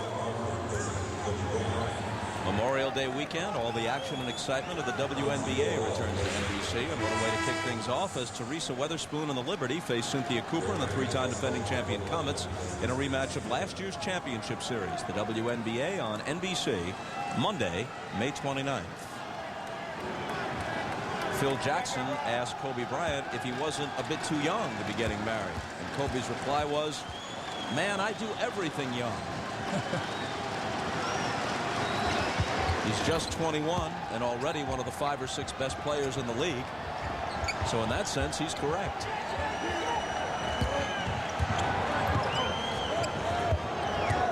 "15 seconds to play in the quarter. And Harper lost it as the defense converged on him near midcourt. Detlef Schrempf, 5 seconds. Off-balance shot is an air ball. O'Neal follows it and beats the buzzer by 0.2 of a second. He's giving him great energy off the bench, Jermaine O'Neal. This is a young guy, 6'11". He's got quickness off the floor. Now, he doesn't have the muscle to play against Shaq. Gotten on the offensive boards, and quietly, the Blazers have crept back to within 13.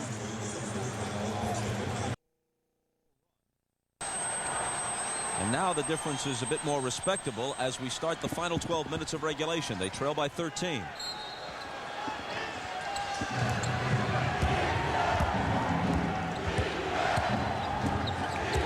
Derek Fisher guarding Greg Anthony. Fox is on Pippen. Bonzi Wells with Shaw up on him. Spins around him, and he was fouled. And after the play there, Bonzi Wells, after he goes up and he gets fouled, he goes over and gives a bump, I think, to Brian Shaw or whatever. Very fortunate that the referees did not call a technical. Those are the little things that you got to leave alone, especially early in the series.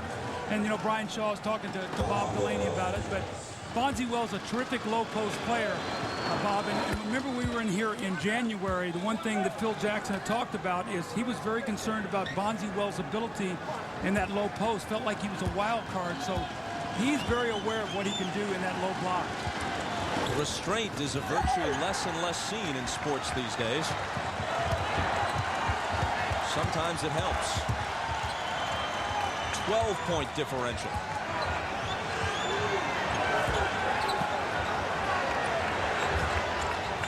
Rick Fox can't knock it back up to 15.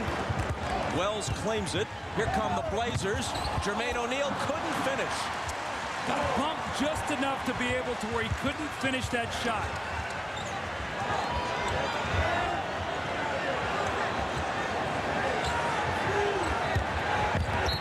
Shaq got in deep, and the other O'Neal had to foul him.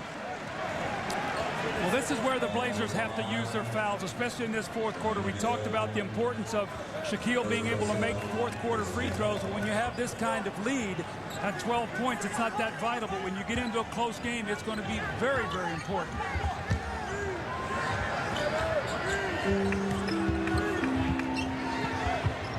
Fox up top to Shaw. 6 on the shot clock. It'll be Horry. Way off. It bounces to Schrempf, who gives it up to Pippen.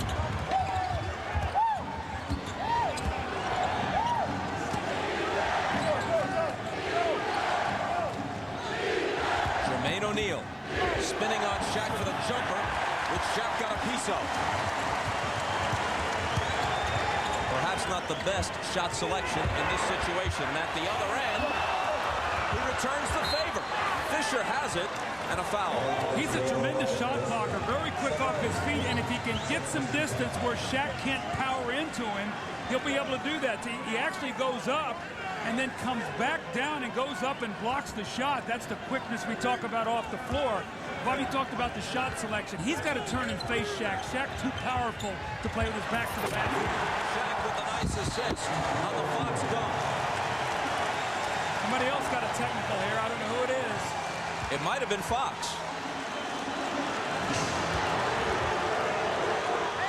Now remember, Rick Fox in Game 4 in Phoenix came in against Phoenix, was very frustrated, got a couple fouls against Cliff Robinson out of frustration, and in that blowout was thrown out of the game. So here's a quick technical now by Rick Fox.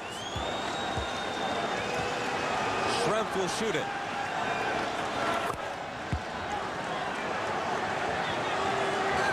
Let's see what warranted the technical foul, the strong, powerful dunk. And I guess they said that he threw Jermaine O'Neal back for Bonzi Wells. That's you know, it looked like that contact was mutual. I agree with that. That to me is one of those play on. Greg Anthony. Fisher goes sprawling. Bonzi Wells, nice move. Seeing more energy to this group now that Portland has on the floor, and you've seen a little relaxation by the Lakers. Still too much time to go to do that. This is an 11-point game. In deep to O'Neal, who scores plus the foul. The Trailblazers, who were down 24, had more than cut that lead in half, got it back down to 11, but now it's 13, and Shaq will have a chance to tack another one on. How discouraging. You try to reach up and grab him, you can't. He powers through 2 people. 3-point play opportunity when we come back. Wondering why Rasheed Wallace isn't in the game, and for that matter isn't even on the bench for Portland. This is what led to his being ejected for the 7th time this year. This in the first half. He bumps Robert Horry, who gets a 3-point play out of it. He disputes the foul. Now you bumped him with your hip. Garrettson, the referee, says you bumped him with your hip. Now Wallace pantomimes what he thinks he might have done, disgusted. And now, while not in the game, he gets the technical for continuing the conversation with Ron Garrettson. Now a bit later, after several warnings, not only to Wallace, but to his coach, Mike Dunleavy, from Garrettson, here's what happens next.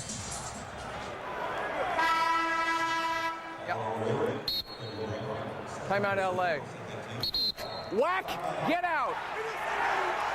Buddy, he didn't say nothing. Get away from me, Steve. Buddy, he didn't say nothing. Get away from me, Steve. Can I talk to you? He didn't say a word. Technical foul, Wallace. He's gone. No, not right. I asked him 3 times to stop staring at me to try to intimidate me. I'm done. He's gone. I asked him. I told him. I have already told Mike twice before to have him stop staring to try to intimidate me. He did it again. He's gone. So that's why Wallace is out of there. O'Neal to the line, can't complete a 3-point play. The Blazers trail by 13.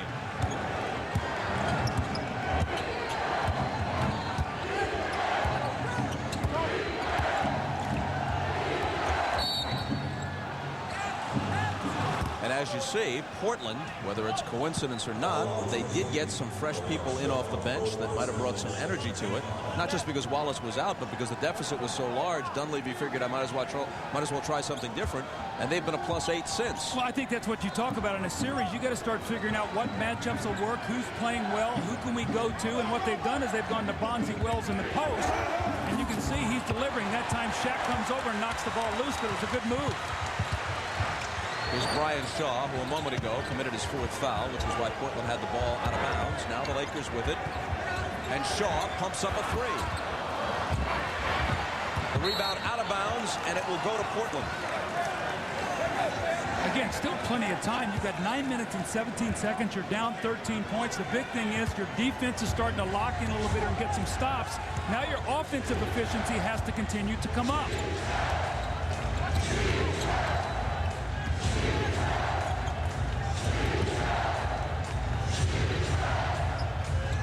Bonzi Wells.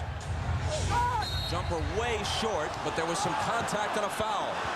And that'll be 5 on Shaw.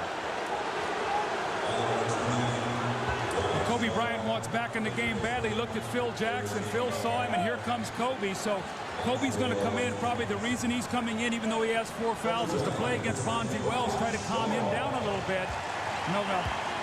Kobe, a first-team All-League defender this year.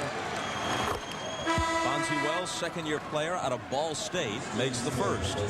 Steve Smith in, now Scottie Pippen out. Scotty's done a good job today. When he's been out there, his team has played well. When Mike Dunleavy substituted for him in that second quarter, that's when they really lost the momentum and sort of came unraveled. Bonzi Wells has played 12 minutes. He now has 11 points. And it's an 11-point Laker lead.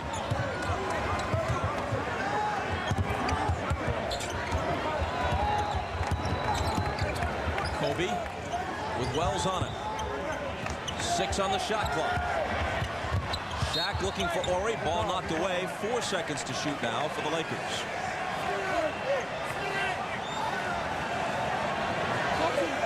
Talking about Shaq underneath the basket.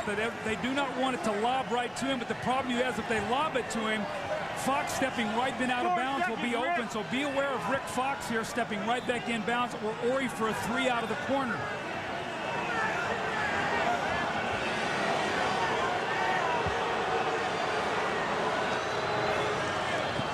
They may be adjusting the clock here. A couple seconds off the clock during that last free throw.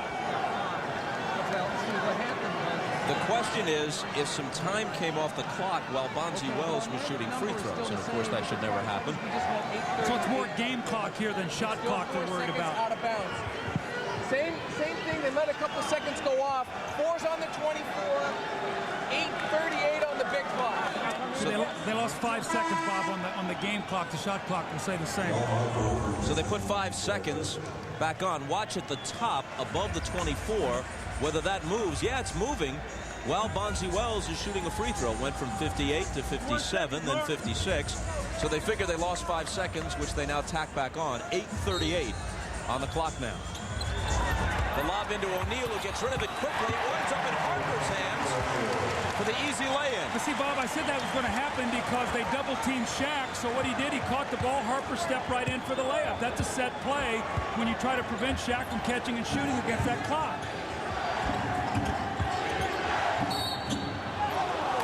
And a whistle at the other end. If it's Bryant, it's his 5th, and it is.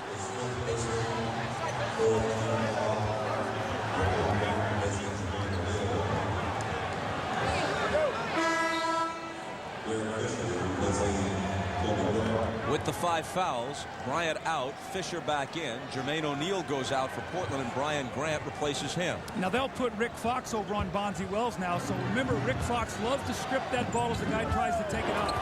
The lob intended for Wells doesn't come off. And the ball went out of bounds, touched last by Portland.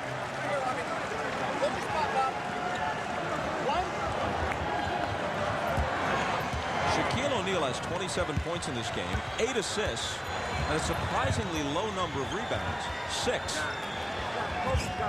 Harper. Out to Fox. Shot clock at 8.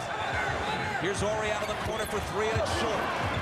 The rebound is taken by Brian Grant. Portland down by 13. Detlef Schrempf cuts it to 11. Portland's had a lot of opportunities here. They've been able to count in when they've been able to stop them. They get into some early offense. That's what they need to do. The Lakers hit 8 of 11 on threes in the first half. They're 1 for their last 8 from beyond the arc in this half. Fisher got around Grant and got the roll. 2 critical baskets, one by Fisher, one by Harper to try to stem this tide.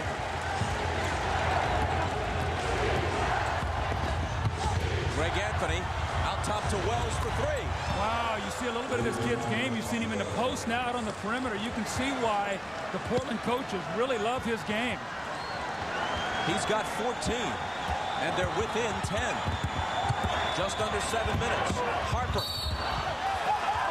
And the foul will be on the Lakers. The charge on Ron Harper.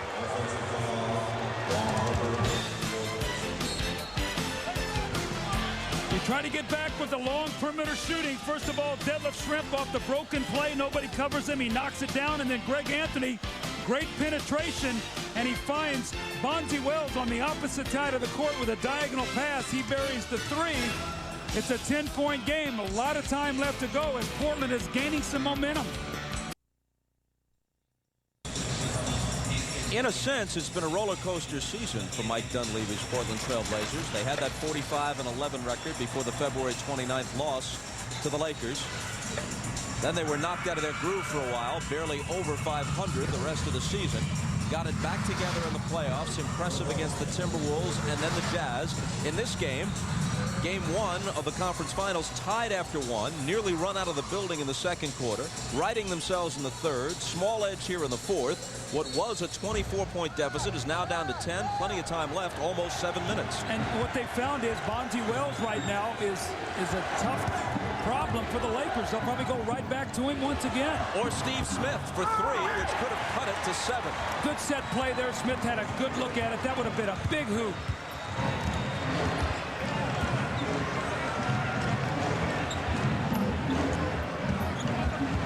In the lane.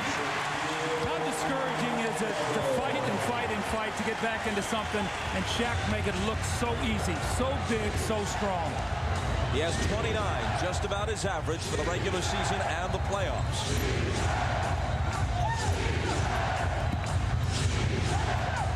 Bonzi Wells forced to the baseline. Here's Detlef Schrempf through the lane to the left hand. Tough shot, couldn't finish it, tries it again. Ball still loose, batted outside. Fisher outruns Anthony, who grabs him by the seat of his pants to hold him up. Almost deep-hands slapstick style. Well, that's a good play that time by Greg Anthony, prevent the layup. This is great hustle by Derek Fisher, the loose ball, and he just beats Anthony to it by about a half step. He's got a clear path to the basket here. So rather than give up the layup, Anthony grabs him, then holds him up. So it'll be a 2-shot foul here because of a clear path to the basket foul. Detlef Schrempf, meanwhile, very upset, thought he was hammered trying to follow his own miss earlier. Tonight on NBC, the John Grisham Classic, The Rainmaker, comes to NBC, starring Matt Damon, Danny DeVito, Claire Danes, and John Voight. The network television premiere of The Rainmaker at 8 Eastern, 7 Central tonight on NBC.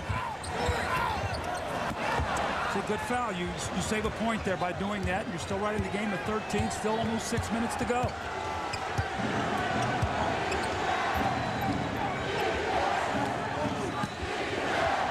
Steve Smith out to Bonzi Wells. Smith, big height advantage on Derek Fisher. Illegal defense call. Well, Shaquille O'Neal right underneath the basket. The first post-up play, he started to come over and double team. He started to go back across the lane. They reposted him, and then he just stood underneath the basket. Now watch Shaquille O'Neal. He comes over to double team. Then he starts to go back, and he stays right underneath the basket. His man is lifted up all the way up to the three-point line. So that is the second illegal defense. Technical foul. Steve Smith will shoot the free throw. Then they'll get possession of the ball with a new clock.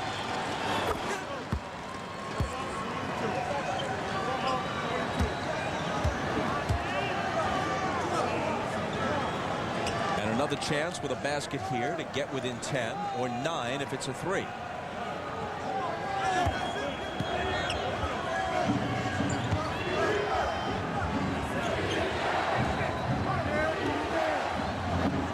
Bonzi Wells, 6 on the 24 as he backs in. That one's short. The rebound to Shaq.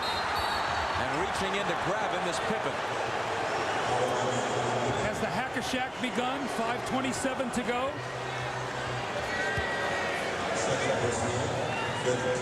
That's a 15 foul, so they're over the limit, so Shaq will be shooting 2 free throws. Now remember, when we were in here January 22nd, 12 seconds to go in the game, Bob, Kobe Bryant had fouled out, Lakers down 2. Phil Jackson took Shaquille O'Neal out of the game because of his poor free throw shooting. Derek Fisher missed a jumper. Portland won that game. Here's what we talked about, the critical fourth quarter free throws. And the first one is there for him. Kobe coming back, playing now with 5 fouls. It was after that game where something really clicked with Shaq. Wait a second. I'm not going to be on the floor when crucial games are decided if I don't improve my free throw shooting. And he did improve it dramatically from that point to the end of the regular season. But he's dipped beneath 50% again so far in the playoffs. 5:27 left. And again, a 13-point Laker lead.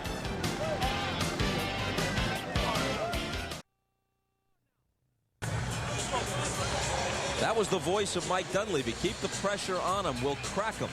Well, they trailed by 13, but they were down by 24 at one point.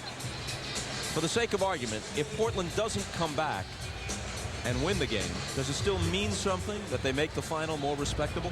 Sure it does, because what they've done is they've found out that Bonzi Wells could be an important piece, you know, in this series. Now, in the first series against Minnesota, he didn't play a whole lot. Actually, 2 DNPs the last 2 games. Did not play that much against Utah. This could be a series. He could be one of the deciding factors. So that's why, as a coach, you keep looking for things that are going to work. It's a 4 games that you have to win, not just 1. 1 out of 2 for Shaq on that trip to the line. He has 30 points, 8 rebounds, 7 assists. Portland's Arvydas Sabonis, as Steve Smith deals it back outside to Pippen. His jumper is good. Sabonis has played 32 minutes, hasn't scored, has 2 assists and no rebounds. Zeros in points and rebounds for Sabonis. Looks like Brian Grant has fouled Shaquille O'Neal off the basketball, so it'll be interesting to see Phil Jackson's reaction to all this. I remember Don Nelson did this in Dallas to Shaquille O'Neal one time. Shaq took umbrage to it, but again, when you're that big and that dominant, and the rules state you can foul to get back in the game and you have to make free throws, well, that's what you got to do. It's not fair that he's bigger and stronger than everybody inside either. Interesting approach by Dunleavy. And Shaq obliges by missing the first. Now, just keep your eye on Brian Grant here in the right corner of our screen. The minute Shaq gets across half court, he wraps over and he grabs him. So, again, fourth quarter free throw shooting. Shaq is 2 for 6. Now 2 for 7. But the rebound goes off Shrimp's hands, but as that happens, Robert Horry pushed him for the Laker foul. Why do you keep playing the game, Bob? If this was a 20-point game, those free throws wouldn't mean anything. Now as the game starts to get close, now you put the pressure on. If Shaq struggles at the line, this could affect him the whole series. This is how you get guys in situations where they start losing confidence. That's why you want to keep the game close and give yourself a chance. Remember how, at one point in his career, Wilt Chamberlain was literally seen running away from defenders who were trying to foul him off the ball. Well, Wilt used to go to guys, if you foul me, I'll hurt you, so don't touch me. So then you're begging with him as you're fouling him to not hurt you. And just as Wilt could, Shaq could hurt you if he chose to do so. Well, you can see what he's done. Season, free throw attempts, first round. What he's done percentage-wise, second round, a little bit better. But again, that will be something we have to keep our eye on. We've got 5 minutes to go. It's now a 9-point lead. As close as they've been in quite a while. This time it's Harper. I think they've called a foul on Steve Smith against Shaquille O'Neal off the ball. I don't think that's against Harper. You're right. You're right. As Harper was handling the ball, they fouled Shaq away from it. Here's Steve Smith. Now they wait till they get the ball across half court. There he is. Look at him. That's the easiest foul Shaq has ever had committed against him. Yet it could cause the most pain. He's looking at the official, Smith is, as he's committing the foul, saying, look at me, look at me. Here you go, right here. Shaq is now 1 for 6 in the fourth quarter at the line. Now, what do you do if you're Phil Jackson? He's your most dominant player. Do you leave him in? Obviously, you want him on the floor, but if Portland continues to score, this will be very interesting. He doesn't get the roll, and he comes up empty. Portland trailing by only 9.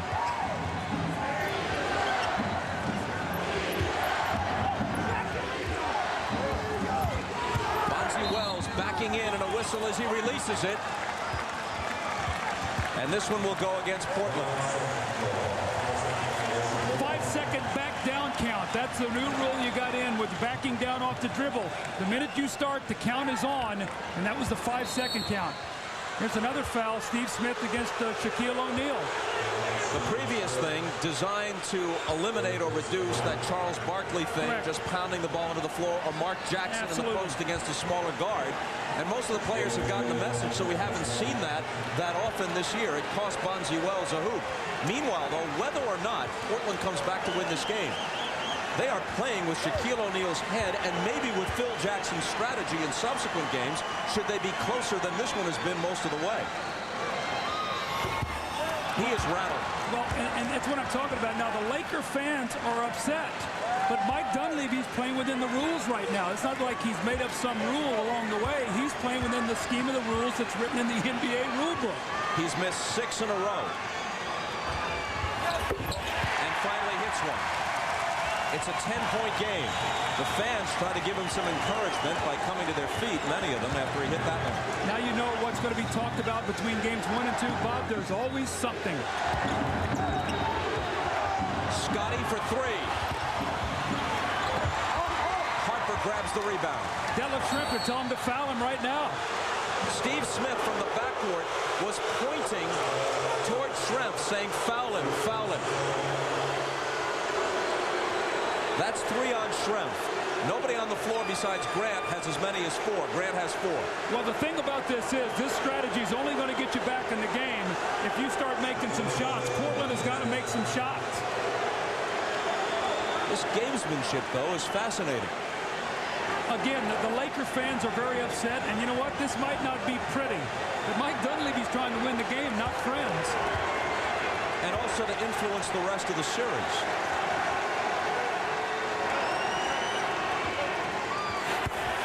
And now he's made 2 straight.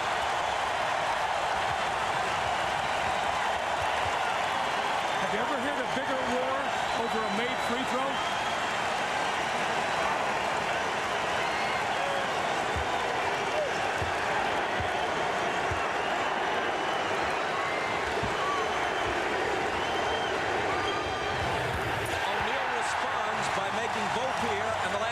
Straight.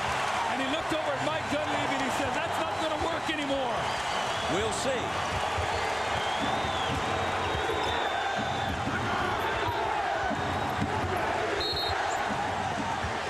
Harper was on Wells and a Laker foul.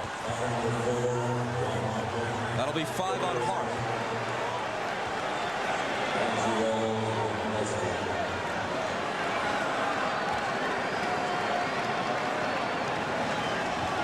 So now Bonzi Wells, who has scored 14, will shoot 2 with 4:10 on the clock.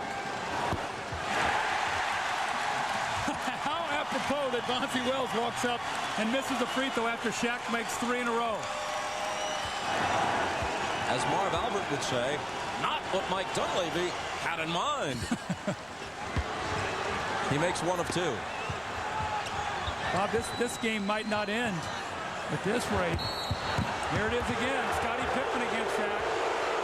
This has taken Hack-a-Shaq to an extreme. I don't know if I've ever seen it against Shaquille O'Neal. Bob, how many games have we done this year? We never ever saw this. Oh, no, not to this extent. No.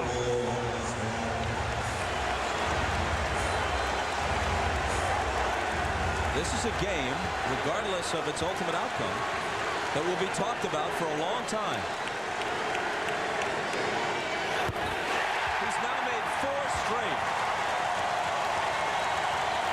There's the most recent foul. Now, the interesting thing about this, Bob, I guarantee you, at the Rules Committee meeting, when the people get together, they will talk about this. Because it is within the framework of things if he makes 5 in a row, but I don't think that they want the game to be played this way. So Mike Dunleavy's not breaking any rules, but I think you're going to see this game talked about for a long time. You're right about that. Steve Smith tries the hook and misses. Shaq grabs the rebound, and they immediately foul him. When he missed his 6th straight, I offered the thought that he appeared rattled. Apparently, I was wrong. Well, you know what? I think what you're seeing in Shaquille O'Neal, this guy has got a lot of pride, and he's a winner. And he was embarrassed, and he got himself together, and he's made 5 in a row. And hats off to Shaquille O'Neal for stepping up there and doing what he's done. It's another reason why he's the MVP.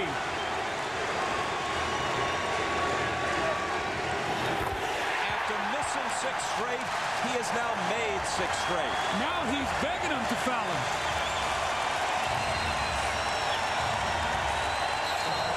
He's saying, hey, want to foul me? Might as well foul Rick Barry, buddy. How about this? Little unexpected drama late in the 4th at the state. Part of the reason why Mike Dunleavy started this hack-a-Shaq strategy so early in the 4th quarter. And now Shaq has made 6 in a row. Look at him glaring over at Dunleavy. Dunleavy knows that pretty soon the situation is going to change. Bob, in the last 2 minutes, they have what they call an away-from-the-ball foul. And if that were to occur, anybody on the Lakers can shoot the free throw, so they can put their best free throw shooter at the line. Then they get the ball sideline out of bounds. So that's where it becomes very penal, where you could put Glenn Rice, Kobe, one of the best free throw shooters, get the free throw and then get the ball back. So that's why Mike started this early, hoping it could get him back into the game. Shaq has foiled that by making his last 6. So 3:53 remaining now. And the circumstances change once we move inside 2 minutes. 7 in a row, and with that free throw, he breaks the record previously held by Michael Jordan for most free throw attempts in a single period of a playoff game. Shaq has hit 8 of 15 in this 4th quarter. And the call goes against Portland, an offensive foul. Through the first 3 quarters of this game, Shaq had shot 2 free throws and made 1. He shot 15 in the 4th, and now they're taking Shaq out of the game. He has more than made his point. Jackson is aware that the rule will change inside 2 minutes. But more importantly, Shaquille O'Neal has laughed last against Dunleavy. Very good point as we see Bonzi Wells with the steal, but I think what Phil has done here, the reason Shaq is out now is he wants him to finish on a high note, making his last 7 in a row. That's a high for Shaq going into game 2. Very good move here by Phil Jackson. Although the game is not over yet, I think he wants him to finish up on a very positive note. It's a 13-point lead. Harper in traffic. Can't increase it. Pippen's got it. Just over 3 minutes left. Pippen wanted to pull up for 3. Rice got in his face. Brian Grant was fouled. Perhaps by Travis Knight, just into the game. And it was his first. Curious substitution now as we see Shaq there. The things you talked about, 2 of 10 start, since 7 of 7. But Damon Stoudemire is coming into the game for Bonzi Wells. But more importantly, Sabonis is coming back into the game. Now, without Shaq in the game, does that mean they're going to try to post Sabonis against Travis Knight? Maybe, oh, here comes Shaq back in the game. So Phil said, okay, Sabonis is back in, and I'm bringing Shaq. I'm not going to let Sabonis get going in this game because Sabonis, I don't think, has a field goal. So you're always coaching for the next game in the playoffs, always thinking ahead. You're right about Sabonis. Doesn't have a field goal or a free throw. He's been blanked.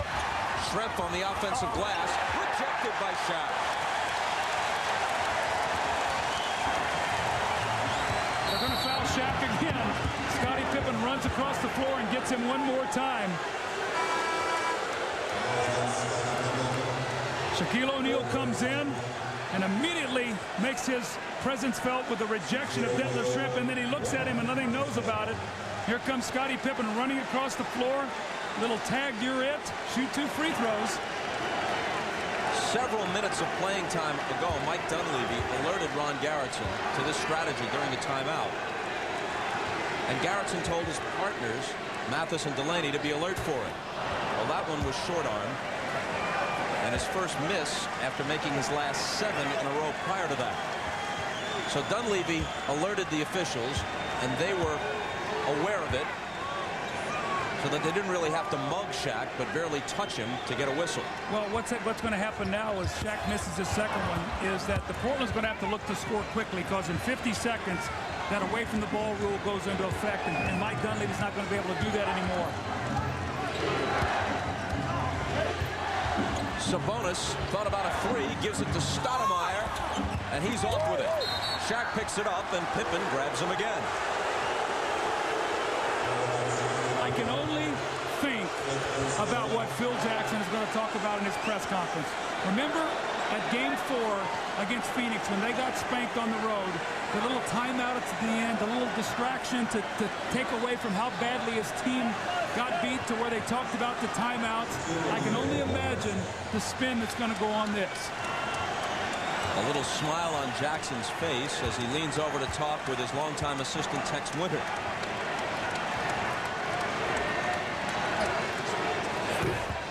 Another miss. Let's listen in on the officials from earlier. I asked Mike, because I said it would help us. They're going to start taking fouls on Shaquille virtually every time he touches it. So let's be aware of that.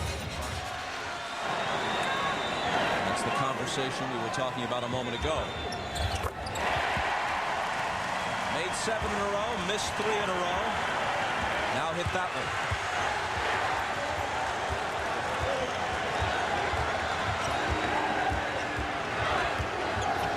Pippen for 3. Way off. Shrimp was trying to save it and couldn't. What an interesting Game 1. All the things that have gone on here today. I don't think anybody would have thought that the score would be 105 by the Lakers. A very low-scoring series, all 4 games in the regular season. But today, the Lakers shooting, their ability to not turn the ball over, has really been the difference in this game. Now it's Sabonis, who just walks over and grabs Shaq right in front of Mike Mathis. So Dunleavy is sticking with his strategy to the bitter end, which will come 20 seconds from now, and the clock moves inside 2 minutes. There's Sabonis once again off the ball, fouling Shaquille, and Mike Mathis makes the call. Shaquille once again steps to the free throw line. Shaq has 38 points.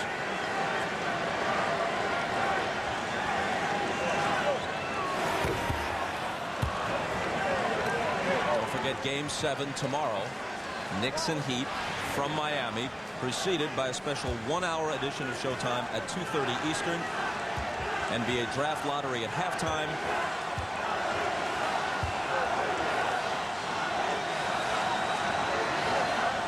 And now Shaq for his second try. Got it.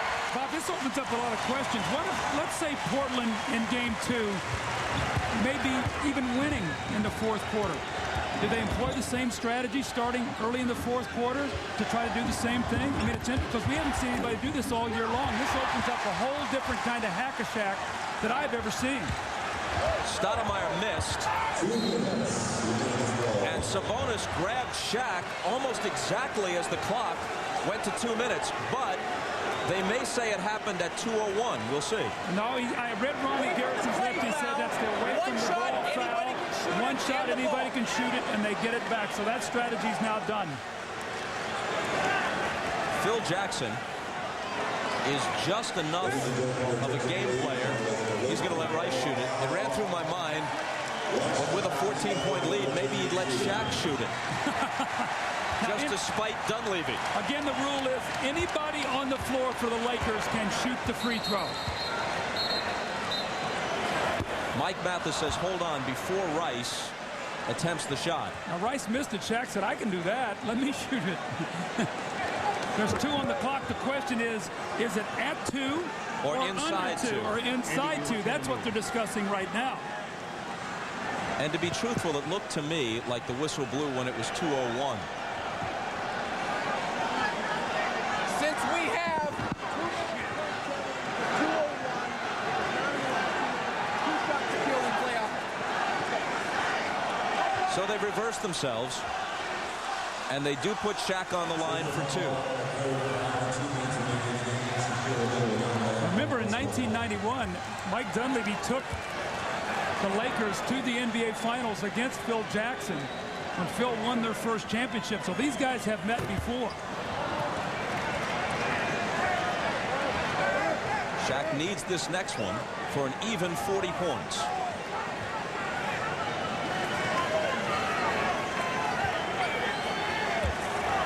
This hack-a-Shaq strategy has been employed with mixed results by Mike Dunleavy.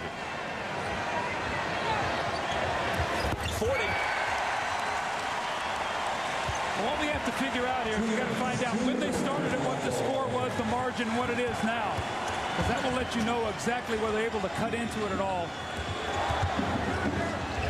Sabonis.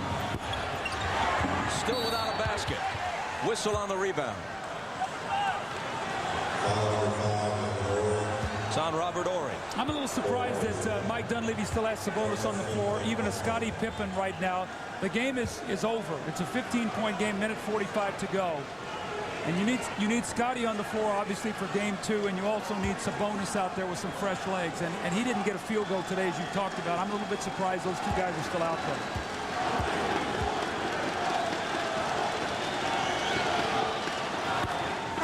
Saturday on NBA Inside Stuff, Ahmad Rashad visits with the Trailblazers' Scottie Pippen, a 6-time NBA champion with the Bulls. Pippen talks about the challenges that lie ahead in order to win another ring. Inside Stuff next Saturday on NBC.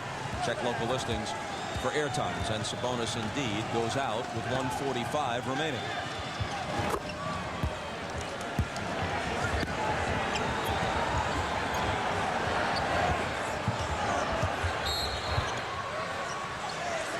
And now it's Harper who's fouled by Stoudemire in the backcourt.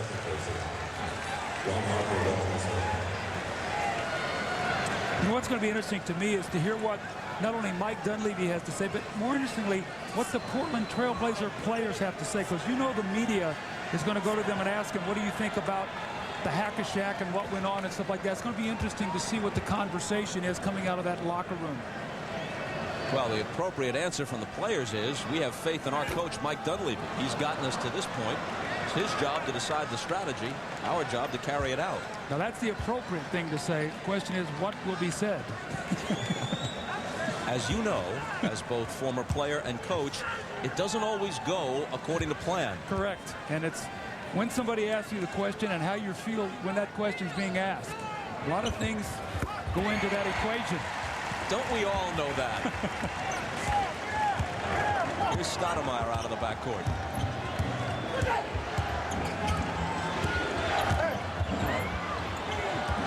They threw it away. With a minute and a half remaining, and the Lakers up by 14. The Lakers have done a really nice job against Damon Stoudemire today. Anytime he's gotten in the lane, just the presence of the shot blocker really has forced him to try to kick that ball out of there. Got off to a decent start, but since then really has struggled. Glenn Rice had it poked away and out of bounds. Laker ball.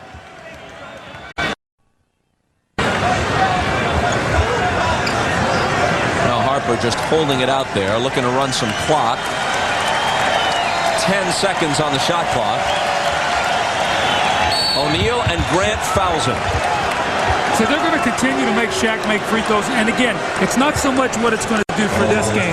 But if he misses a few free throws at the end of the game, even though he made 7 in a row, you know, they're trying to plant the seed that he's going to have to make free throws.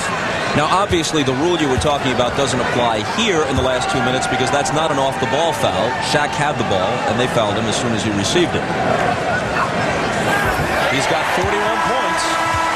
And again, now remember, we talked about in the open of our show that the Blazers had done a better job than anybody in the NBA of slowing down Shaquille O'Neal. He averaged only 20 points a game in the regular season. Kobe Bryant. Ron Harper going out to a huge hand. Not big numbers by Kobe by any stretch of the imagination, but a very good floor game. Robert Horry was terrific. Ron Harper, the intangible man, as he always has been, in the 3 championships for Chicago and also for this team. Today, Shaq has doubled his regular season average against Portland. He averaged 20.5. He scored 41.